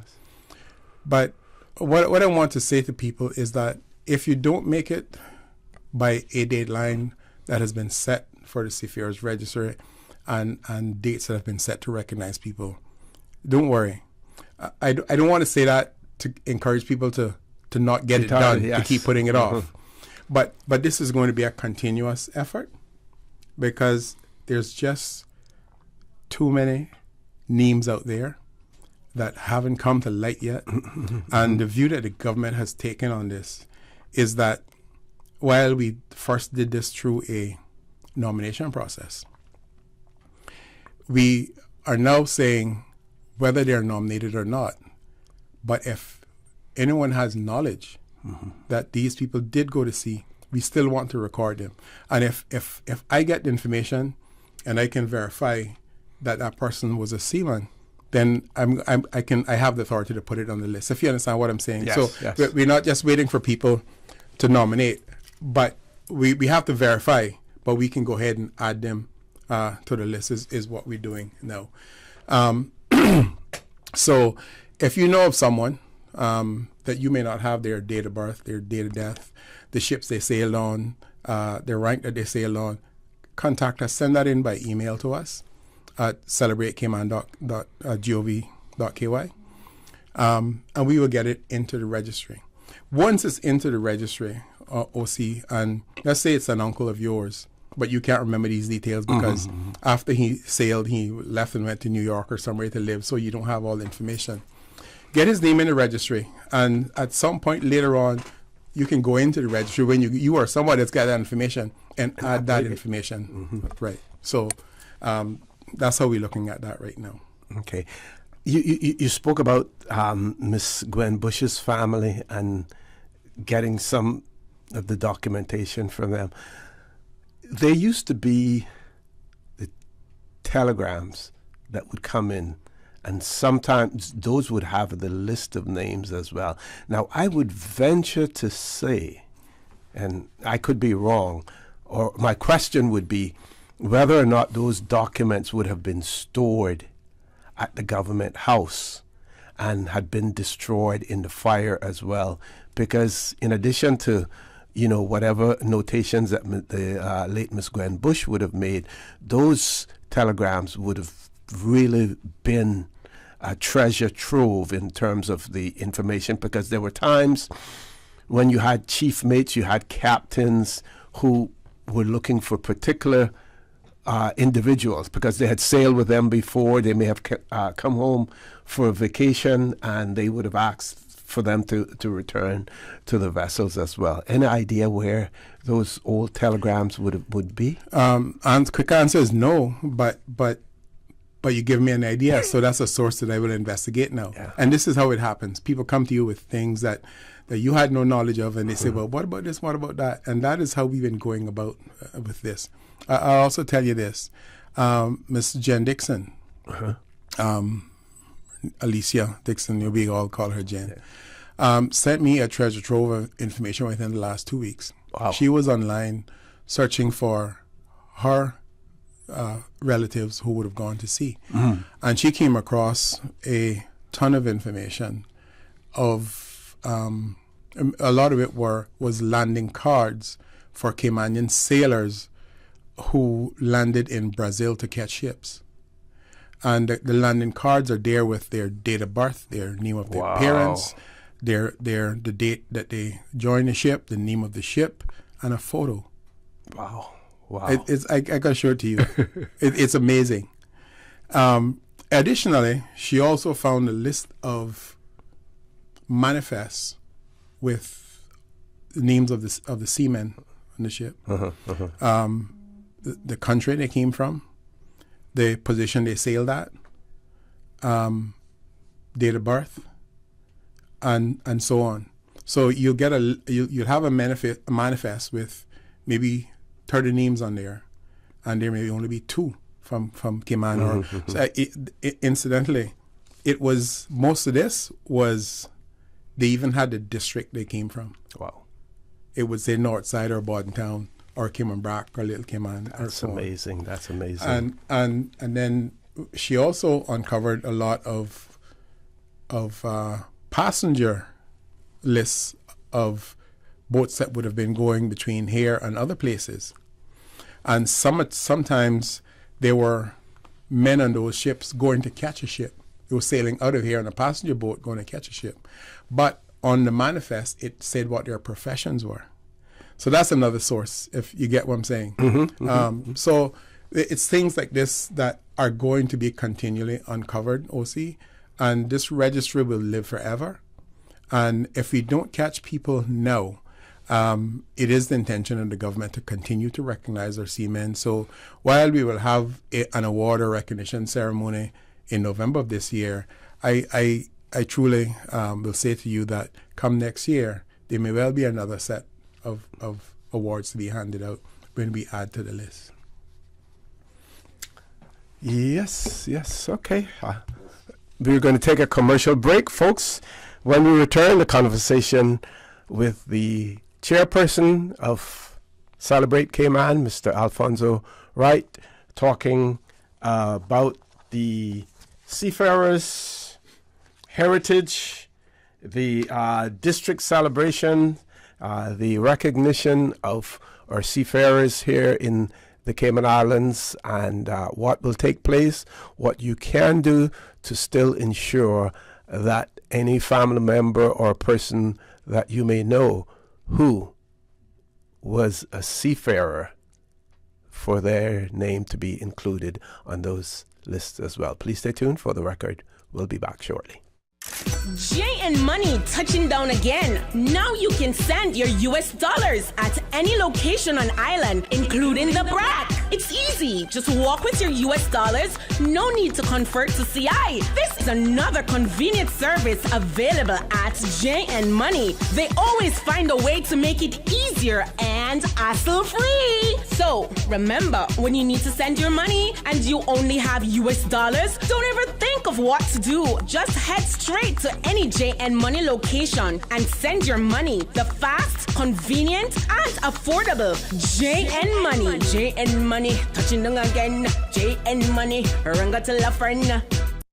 So much happening, so fast, too much. It is hard for me to follow my healthcare instructions. The private counseling with West Bay Pharmacy literally saved my life. At West Bay Pharmacy, we know how complex medications can be. Our pharmacists are delighted to offer you personalized one-on-one healthcare counseling, free medication review, therapeutic callbacks, and we will liaise with your physician to ensure you receive the best in quality medical care. Quality of life has a whole new meaning with the right pharmacy to support you. Thank you, West Bay Pharmacy. West Bay Pharmacy in Centennial Towers. Convenient quality care is just around the corner. Now you can WhatsApp your West Bay Pharmacy prescriptions to 516-0777. Can you imagine your home completely organized? At Brand Source Custom Closets, we can. We specialize in designing and building custom closets and storage units for any room in your home, including the garage. With tailored designs and custom LED lighting solutions to fit your lifestyle and budget. Our custom closets expert is committed to enhancing the value of your home with a solution that is uniquely yours. Visit our showroom or call 623-6774 to schedule a no-obligation appointment with our design expert. Brand Source Custom Closets, 209 Dorsey Drive, Industrial Park. And the whole island is one big, big party, party, party. Little Cayman, the 2022 Pirates Fest season starts with you November 4th through the 6th with the official kickoff at McCoy's Sunset Bar Friday the 4th, followed by the float parade 3 p.m. on the 5th starting from Southern Cross, costume competition, fireworks show, and don't forget about the Pirates party at the Hungry Iguana. You know them pirates like a little party, Little Cayman style. Little Cayman Pirates Fest, November 4th through the 6th. For the record, with Orrett Connor. Initiating system. For information that matter. For the record, with Orrett Connor. Continues right now on Radio Cayman. Good morning and welcome back to For the Record. In the studio with me, Mr. Alfonso Wright, chairperson of Celebrate Cayman. We're talking about celebrating our seafaring heritage and the district celebrations. He's given advice, and I'm sure that he will repeat some of it as well in terms of how you can still ensure that a family member or an acquaintance whose name may not be on the list, how that can be added there as well. Plus the efforts that the Celebrate Cayman Committee themselves are doing, or the office is doing, to get additional information as well, because there is so much of it out there. Mr. Fonzo. Yeah, thank you, O.C. As we were talking during the break, there are all kinds of avenues that are opening up to our seafarers, and you know, I think that it's been a very positive experience for the country, in that we, you know, at some point got around to honoring our seafarers and recognizing the contribution that they made to this country in setting the foundation for the success that we eventually enjoyed. Mm-hmm. And I don't think that any seafarer, regardless of their time out there or their individual contribution, should be discarded simply because they didn't reach a rank of captain or chief engineer or chief cook or something like that. The majority of them were ABs, or able-bodied seamen. But their allotments came home just the same. Mm-hmm. You know, and they were in the masses. The majority of our seafarers were those people who went there and did the odd jobs here and there. We are so very grateful for those who excelled and went on to create, you know, to achieve great things. Orrett, you know, back in, I don't remember the numbers right now. I think one of the times that we were on here with you, we actually worked it out and gave our percentage. But I could say without fear of contradiction that at some point in our past, based on the amount of our small population at the time and the high numbers of seafarers that we had out to sea, that the Cayman Islands probably had the highest capita of people out at sea based on our population. Mm-hmm, mm-hmm. Yeah, but by far. We were a seafaring nation. And it is important for us to get around to acknowledging what they did and making sure that them or their families understand the appreciation of the entire country for their efforts. Because in the, I would say in the 60s, we were probably not yet in the double digits in terms of thousands of our population. 1970 to 71, looking at a population that was probably around about 13,000, less than 15,000 persons in the Cayman Islands at that time. And I would believe that would say that we would have had maybe 10-15% of our population who were out at sea. And based on our population and what you would compare with other places with hundreds of thousands of people or millions, we would have had to have the highest capita of individuals out there serving. That's a fact that we looked at before. I just don't have it here with me now. But we'll see, a list has been published of all of the names that we have received so far. Much of it is raw data. So, for instance, you would have maybe 3 individuals nominating one person, but those 3 individuals would have spelt somebody's name differently. And until we can verify that, we have to leave it on the list that is those 3 names are one person. Because sometimes it's a different. I found that a lot. Sometimes there are individuals with the same 2 names along with the same family name. And so you just can't discard that. So the list that has been published, that people can easily find it at celebratecayman.ky. If you go up on that website, it's right there. You can print it if you want. You can have a look through it, and you can decide. You can find on there. This list is more complete than what you will find in the Seafarers Registry. These names will eventually be uploaded to the Seafarers Registry, but only the names that have been recently added to the Seafarers Registry in the last, I would say, 2 to 3 weeks would not be on this list yet. Okay. We will put them there. But so if you just registered somebody on the Seafarers list in the last 2 weeks, don't look for it on this list, but you can find it on the Seafarers Registry. Okay. So the list here now is not in district format. It's in simple alphabetical order. We thought that would be better for people to, in the search, to simply look through the Bordens if your relative is a Borden or an Ebanks or a Brown or a Whitaker or a McLaughlin and so forth. And you would know from there whether the person is on there. And you can go to the Seafarers Register, seafarersregistry.ky, register there, or you can email the information into celebratecayman@gov.ky, and we will do the entries for you. I've been getting a lot of phone calls. I've been getting a lot of emails, and I like that. I will talk to people. I will help them through it as to, whatever difficulties they may be having to get the names in. Yeah, that is extremely important. That those lines of communication are open, especially for those persons who may have challenges in terms of inputting the data or navigating the site. Right. Despite the fact that it's pretty user friendly. It is, and it's 4-5 pages, but the information what it calls for is person's date of birth. Yeah. If they're deceased, then date of death. But the date of death is not a compulsory question. And it would be good if you knew the ships they sailed on, around what time they sailed at that, and it gives you provisions to put the rank that they sailed at on there.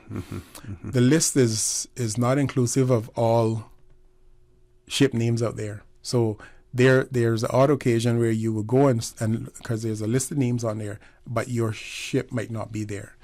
But there's a section that's called Other. You click on that, and you can add the name of the ship to the list. Now, that don't mean that next time somebody look, that the name that somebody has added is going to automatically be on the list. Yes. That is something that has to happen in the background. Yeah. But that's part of what we're working on as well with the website. Okay, we have a caller. Let's go to the phone lines. Caller, good morning. Welcome to For the Record. Good morning, Mr. Conan, Mr. Alfonso. Good morning, sir. Good morning. How are you? Sir. Oh, not too bad. Holding on. Alfonso, I have a list of the men that worked for Swan Steamship Company. That was long before National Bulk. Yes, sir. I think I can find it. I compiled it, and if you drop by there sometime, I'd like to, I'll see if I can find it and give it to you. Sure, Captain Paul. I'd be happy to get my hands on that. This is the kind of information that we want.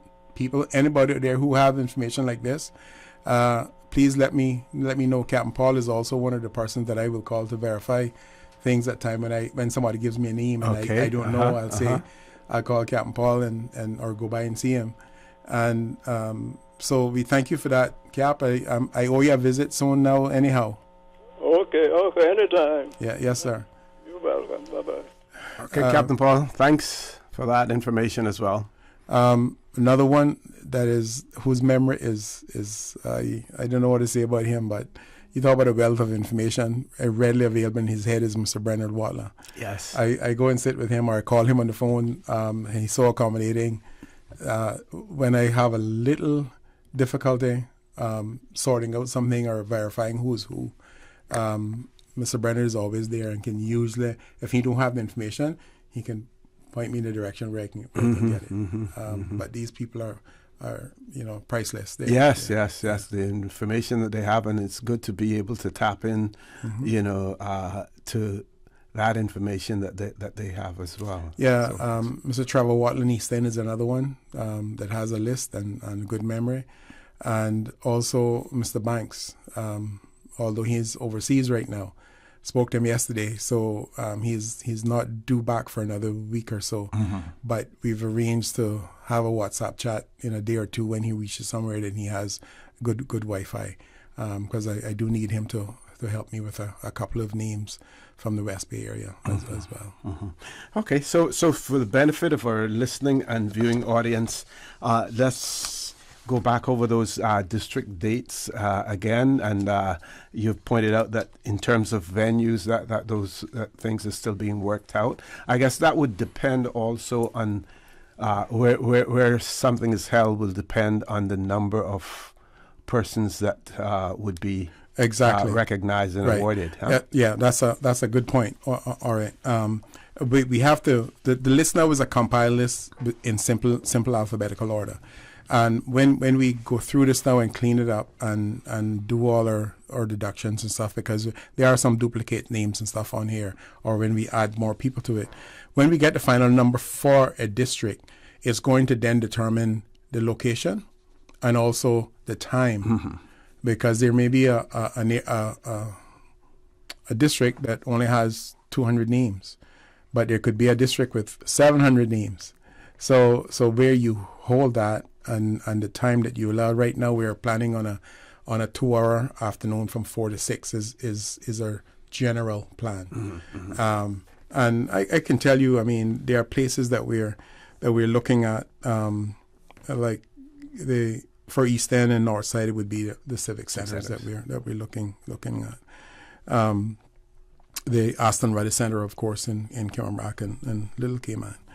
And we decided, OC, to approach a lot of the churches, the sanctuaries in the other districts who have large sanctuaries that can hold 500, 600, 700 people.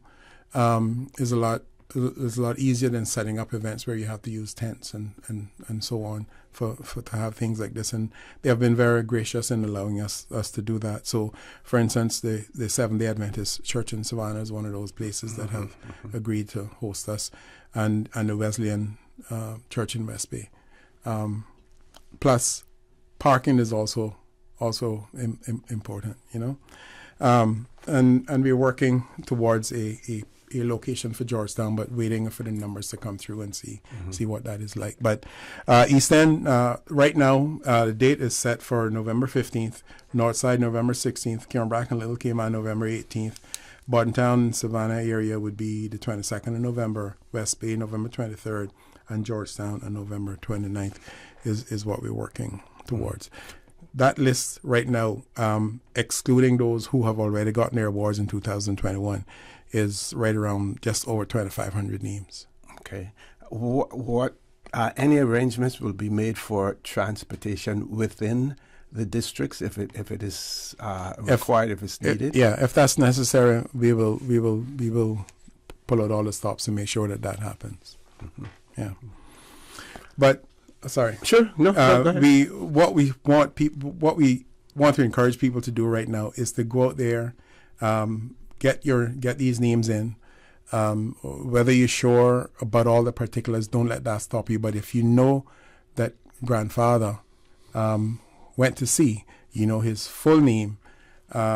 You may know that because your grandmother spoke to you, because your parents spoke to you about his time at sea, but you, because he died long before you were born, you may not have all the information. Have his full name, put it in our register or send it through to us. Get his name on. The other information can come afterwards. All right, I also want to take this opportunity today too to say that we've made a decision to extend this deadline that is for today to next week, Friday, the 4th of November. Okay. So people will have another week, and we want to encourage people to take advantage of that. We'll be doing some more promotions and stuff next week, but at this stage, people are getting more and more excited about it. But because I know people are beginning to panic because of the phone calls and emails and stuff that we're getting, I spoke to Cabinet Secretary Sam Rose this morning, and he has agreed for us to go ahead and have this extended for another week until November 4th, next Friday. Okay, that is excellent as well. That is good. And again, to remind people that if you don't have all of the details, but if you have the basic details, name, and if you have a date of birth, or if you have the ship that they sailed on, or if you have the time period that they sailed, whatever information that you have there, please provide that to begin with. Yeah, all right. I will say to you that I have had, I learned something just about every day with this thing, right? And sometimes there's a name on there that I can't verify, or I can't get the right information that I want. And you know what has been one of my great sources of help? Find a Grave. That website that tells you once somebody has a tombstone on there, most times you can find it on Find a Grave. Wow. And a lot of relatives may not know that. But if let's say you had a brother who was buried in Queens, New York, and you know the name of the cemetery, but you can't remember the details, there's a way that you go up on that Find a Grave website, and if the closer you get to the particulars, if you knew a date of birth or something like that, but you don't know the date of death, or you can't remember the full name, a lot of that information is on there. Wow. Yeah. Wow. I've found a ton of that information in recent times. It's a permanent thing up on my computer screen. I just go to Find a Grave, and it's been very helpful. Okay, we're going to take our last commercial break before the end of the show. Folks, please stay tuned. For the record, we'll be back shortly. At Doctors Hospital, we know life happens, and usually when you least expect it. So when unexpected medical issues arise, you need quality care close to home. Located in the heart of Georgetown, our accomplished team of physicians and medical staff treat minor urgent conditions such as migraines, chest and abdominal pain, shortness of breath, burns, broken bones, open wounds, and more. 24 hours, 7 days a week with no appointment necessary. Peace of mind is important when life happens. At Doctors Hospital, we're always here just for you. Need to speak to someone? Call 949-6066. Your dream home starts with a vision, and often inspiration is at the heart of that vision. Brand Source Home Gallery's in-house designers are here to help bring your vision to life. Whether you're remodeling or building a new home, Brand Source Home Gallery is your one-stop solution. Explore their kitchen cabinets, sinks, faucets, bath fixtures, tubs, vanities, and more. Let Brand Source's designers help and inspire you with your next project. Call 623-5000 and schedule an appointment with a design expert at Brand Source Home Gallery, Dorsey Drive, Industrial Park, serving Cayman for 50 years. Come on out to the Cayman Seafood Fest and Health Fair. Come enjoy your favorites like crab, turtle, conch, and shrimp with tasty side dishes. Get free blood pressure checks, flu shots, nutritional counseling, and much more. See you Saturday, November the 5th, 11 to 3 at the Farmers Market next to the cricket grounds. All proceeds to support the NCBO. Brought to you by the Progressives, celebrating 20 years of service to the Cayman Islands.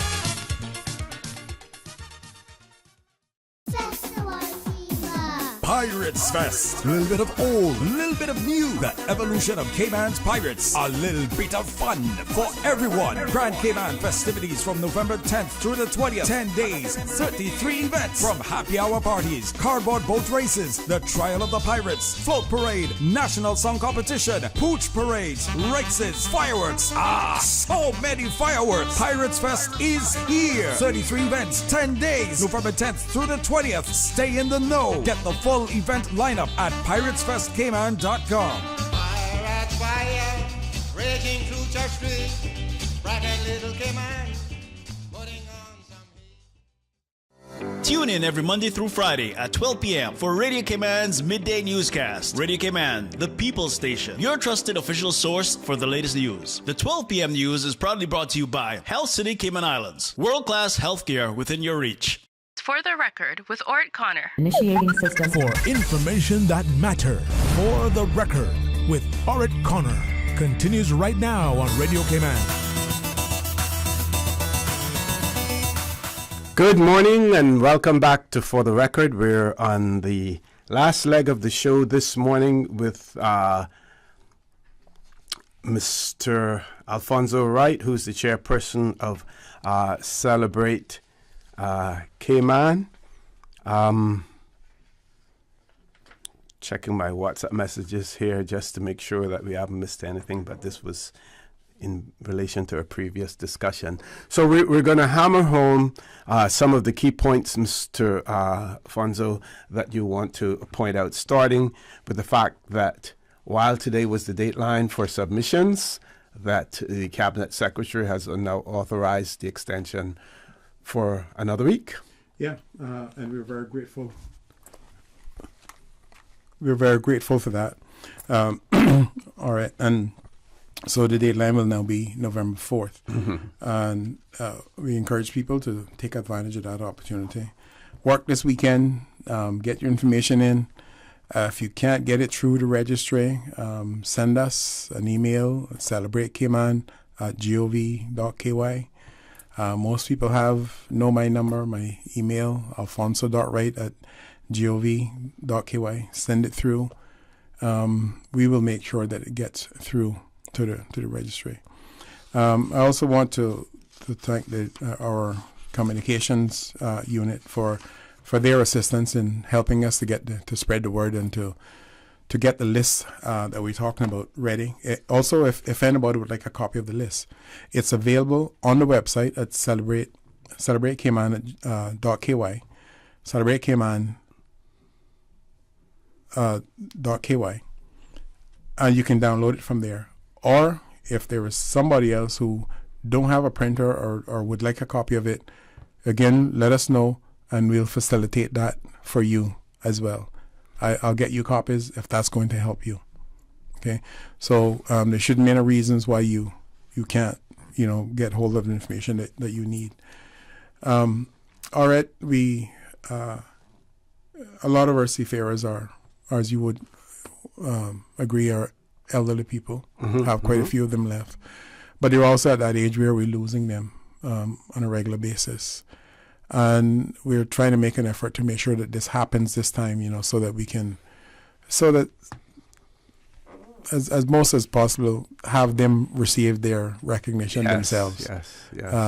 And not just family members in their memory. Mm-hmm, mm-hmm. So we want to go through with this as quick as we can. Here now, it's time. And for whatever reasons that prevented us from doing it before, could not be helped. But we're getting to that point now where we will make this happen. I want to thank everybody who sends in information. The information that Ms. Jen has sent has been I can imagine, yes. Very beneficial. A lot of the names that she sent through, we didn't have those on the list as well. Any of the computer geeks out there who are doing this type of research and you have information, please go ahead and share it with us.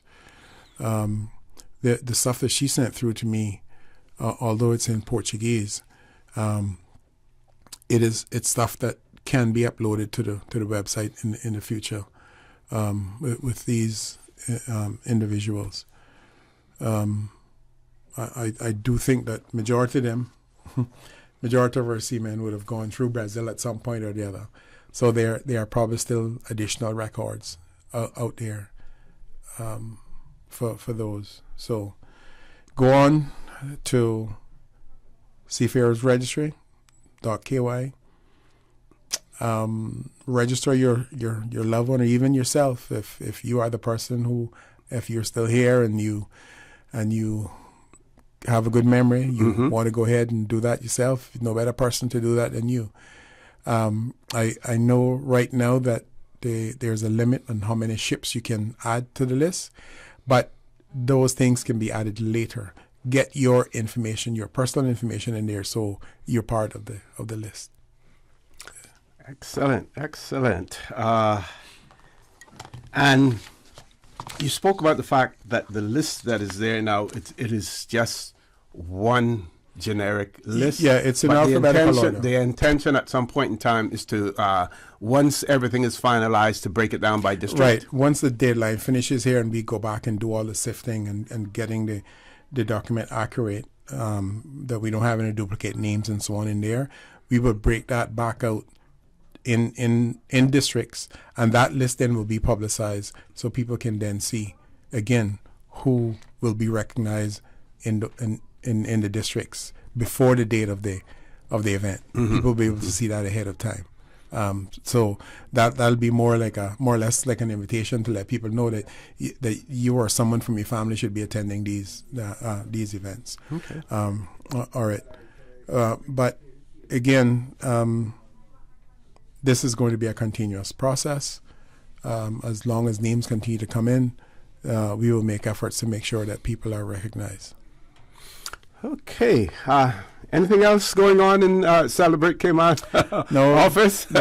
I would imagine that this has occupied all of your time. It is, like you said, you've learned so much from it. Where other additional resources that are available, as well, whether it be individuals and tapping into their memory banks or, online publications as well. That is excellent. Yeah, Orrett, this has been pretty intense. There's a lot of work in the background that happens with this, and there are other things that we're working on. It's not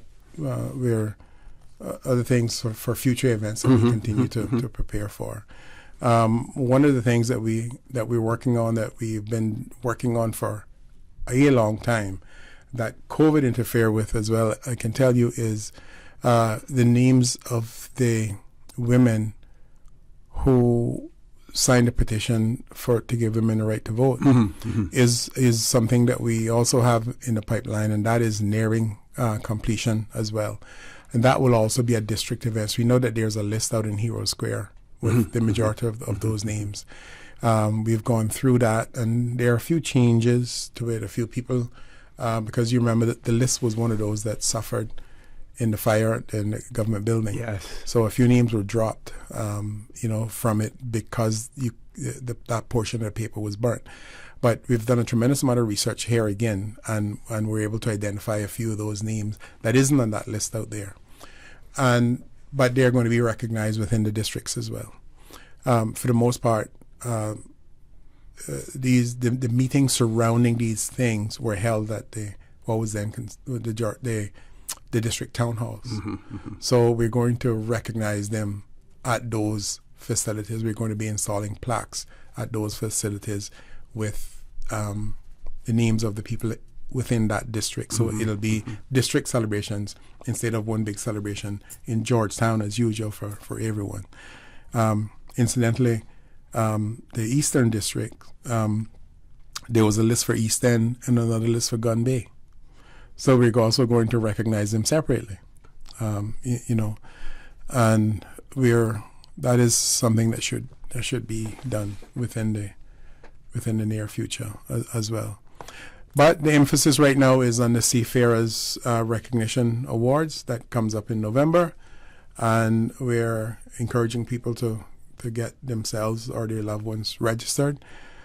Send information through, celebrate celebratecayman@gov.ky if you want to send an email with information, or you want to go on to the website, seafarersregistry.ky, and have it registered. Have them registered yourself. We have until the 4th of November, next Friday, to make all this happen. Mm-hmm. Okay, we still have about 5 minutes left to go. In this, not sure if anything else that you need to cover. We've covered district days as well. Oh, okay. Miss Susan has said to do a recap on the coloring book as well. And one of our listeners had sent a WhatsApp message afterwards wanting to know whether or not, he says, last follow-up question, Mr. Carter indicated it is going into the schools. That is the comic book. Will every school child be included, including the private schools? Will they all be receiving it? Mr. Carter, I've sent a WhatsApp message to him and he has responded, and here is his response. So I hope that the writer is still listening. If not, I will still forward his message to you. But he has said that copies are being sent to schools, but not for all students, at least at this stage. Goes on to say that the objective in the first instance with a limited print run is to introduce the teachers so that they can see it and then use the ebook. It says that, as he suggested, expressions of interest can be sent to info@constitutionalcommission.ky. And he's pointing out that the more expressions of interest that he can get, the more he can press for resources to be assigned to additional publications as well. This one, Mr. Funzo, someone wants to have a contact number for you. I'm not sure if it's personal or not, but probably rather than giving out your personal number. No, my personal number is fine. Okay. Okay. People call me that all the time. That out. 916-1499. 916-1499. And if they wanted to contact the office as well? 244-5753. So 1499. 916-1499. Okay, I'm sending that to them now. Or 244-5753. My number is public. Okay. So for some closing comments, again, Mr. Funzo, just reminders to people. The date has been extended for additional week. Again, because we're trying to accommodate everyone, want to ensure that all of that information is there. In addition to that, the office itself doing research and seeking additional information based on the information that has been provided so far as well. Am I correct with that? Yes, sir. Everything that comes through creates another opening, and we do our best to investigate that. I know, like what Ms. Jen Dixon did, I'm sure there are a lot of people there who do stuff like that as well. Please pass on whatever you have. You may think that it isn't important, or you may think, oh, they have to have that. Maybe not. Maybe not. Send us through whatever it is that you have, that you want, that you believe that might be of use to us. We're happy to have it. I also want to say that on the list, when you look at it, you'll see there are asterisks by a number of individuals. Yes, names. I saw that. Yeah, and that denotes those who have already been awarded. Okay. So we thought that we should add them in there because some people may not know that an individual was already recognized if we didn't leave it on the list, but it'll say that person has already received their award in 2021. Yeah, I was actually looking at my late friend Clarence Forbes, Cuthbert Forbes, and I saw the asterisk by it. Right. And then I looked down to see what that denoted as well. Yes. Yeah, that's what that means. So make sure that you take note of that as well. Okay, so Mr. Funzo, again, thank you very much for being here. Any additional information that you need to get out there, we will find a way to open the door, for you to be here to pass that information on to our listeners and our viewers as well. Because, folks, they say if you don't know where you came from, you certainly won't know where to go, where you're going, or even how to get there as well. I want to thank you for allowing Radio Cayman, and by extension For the Record, into your homes, into your vehicles as you traverse the busy roads of the Cayman Islands, into your places of work, wherever that may be. I also want to remind you that we are our brothers and our sisters' keepers. There is always someone out there who's less fortunate than we are, and I ask you to extend a helping hand to them.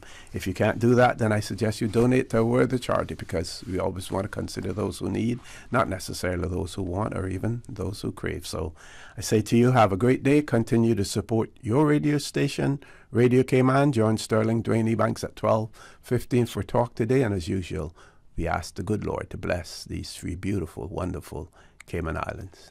For the Record, proudly brought to you by Pirates Fest 2022. Stay in the know. Get the full event lineup at piratesfestcayman.com. Vamped Motors, the only authorized Ford and Toyota dealership serving the Cayman Islands. Coca-Cola, available across the Cayman Islands from Tortuga distributors. Accept no substitutes. Taste the feeling with Coca-Cola. Brand Source Home Gallery, inspiring luxury. West Bay Pharmacy, taking care of your health. And JN Money. From abroad to yard. Fast, affordable, convenient. Doctor's Hospital. Peace of mind is important when life happens. Doctor's Hospital, always there for you. Call 949-6066. Radio Cayman. The voice. The heart. The soul of the Cayman Islands.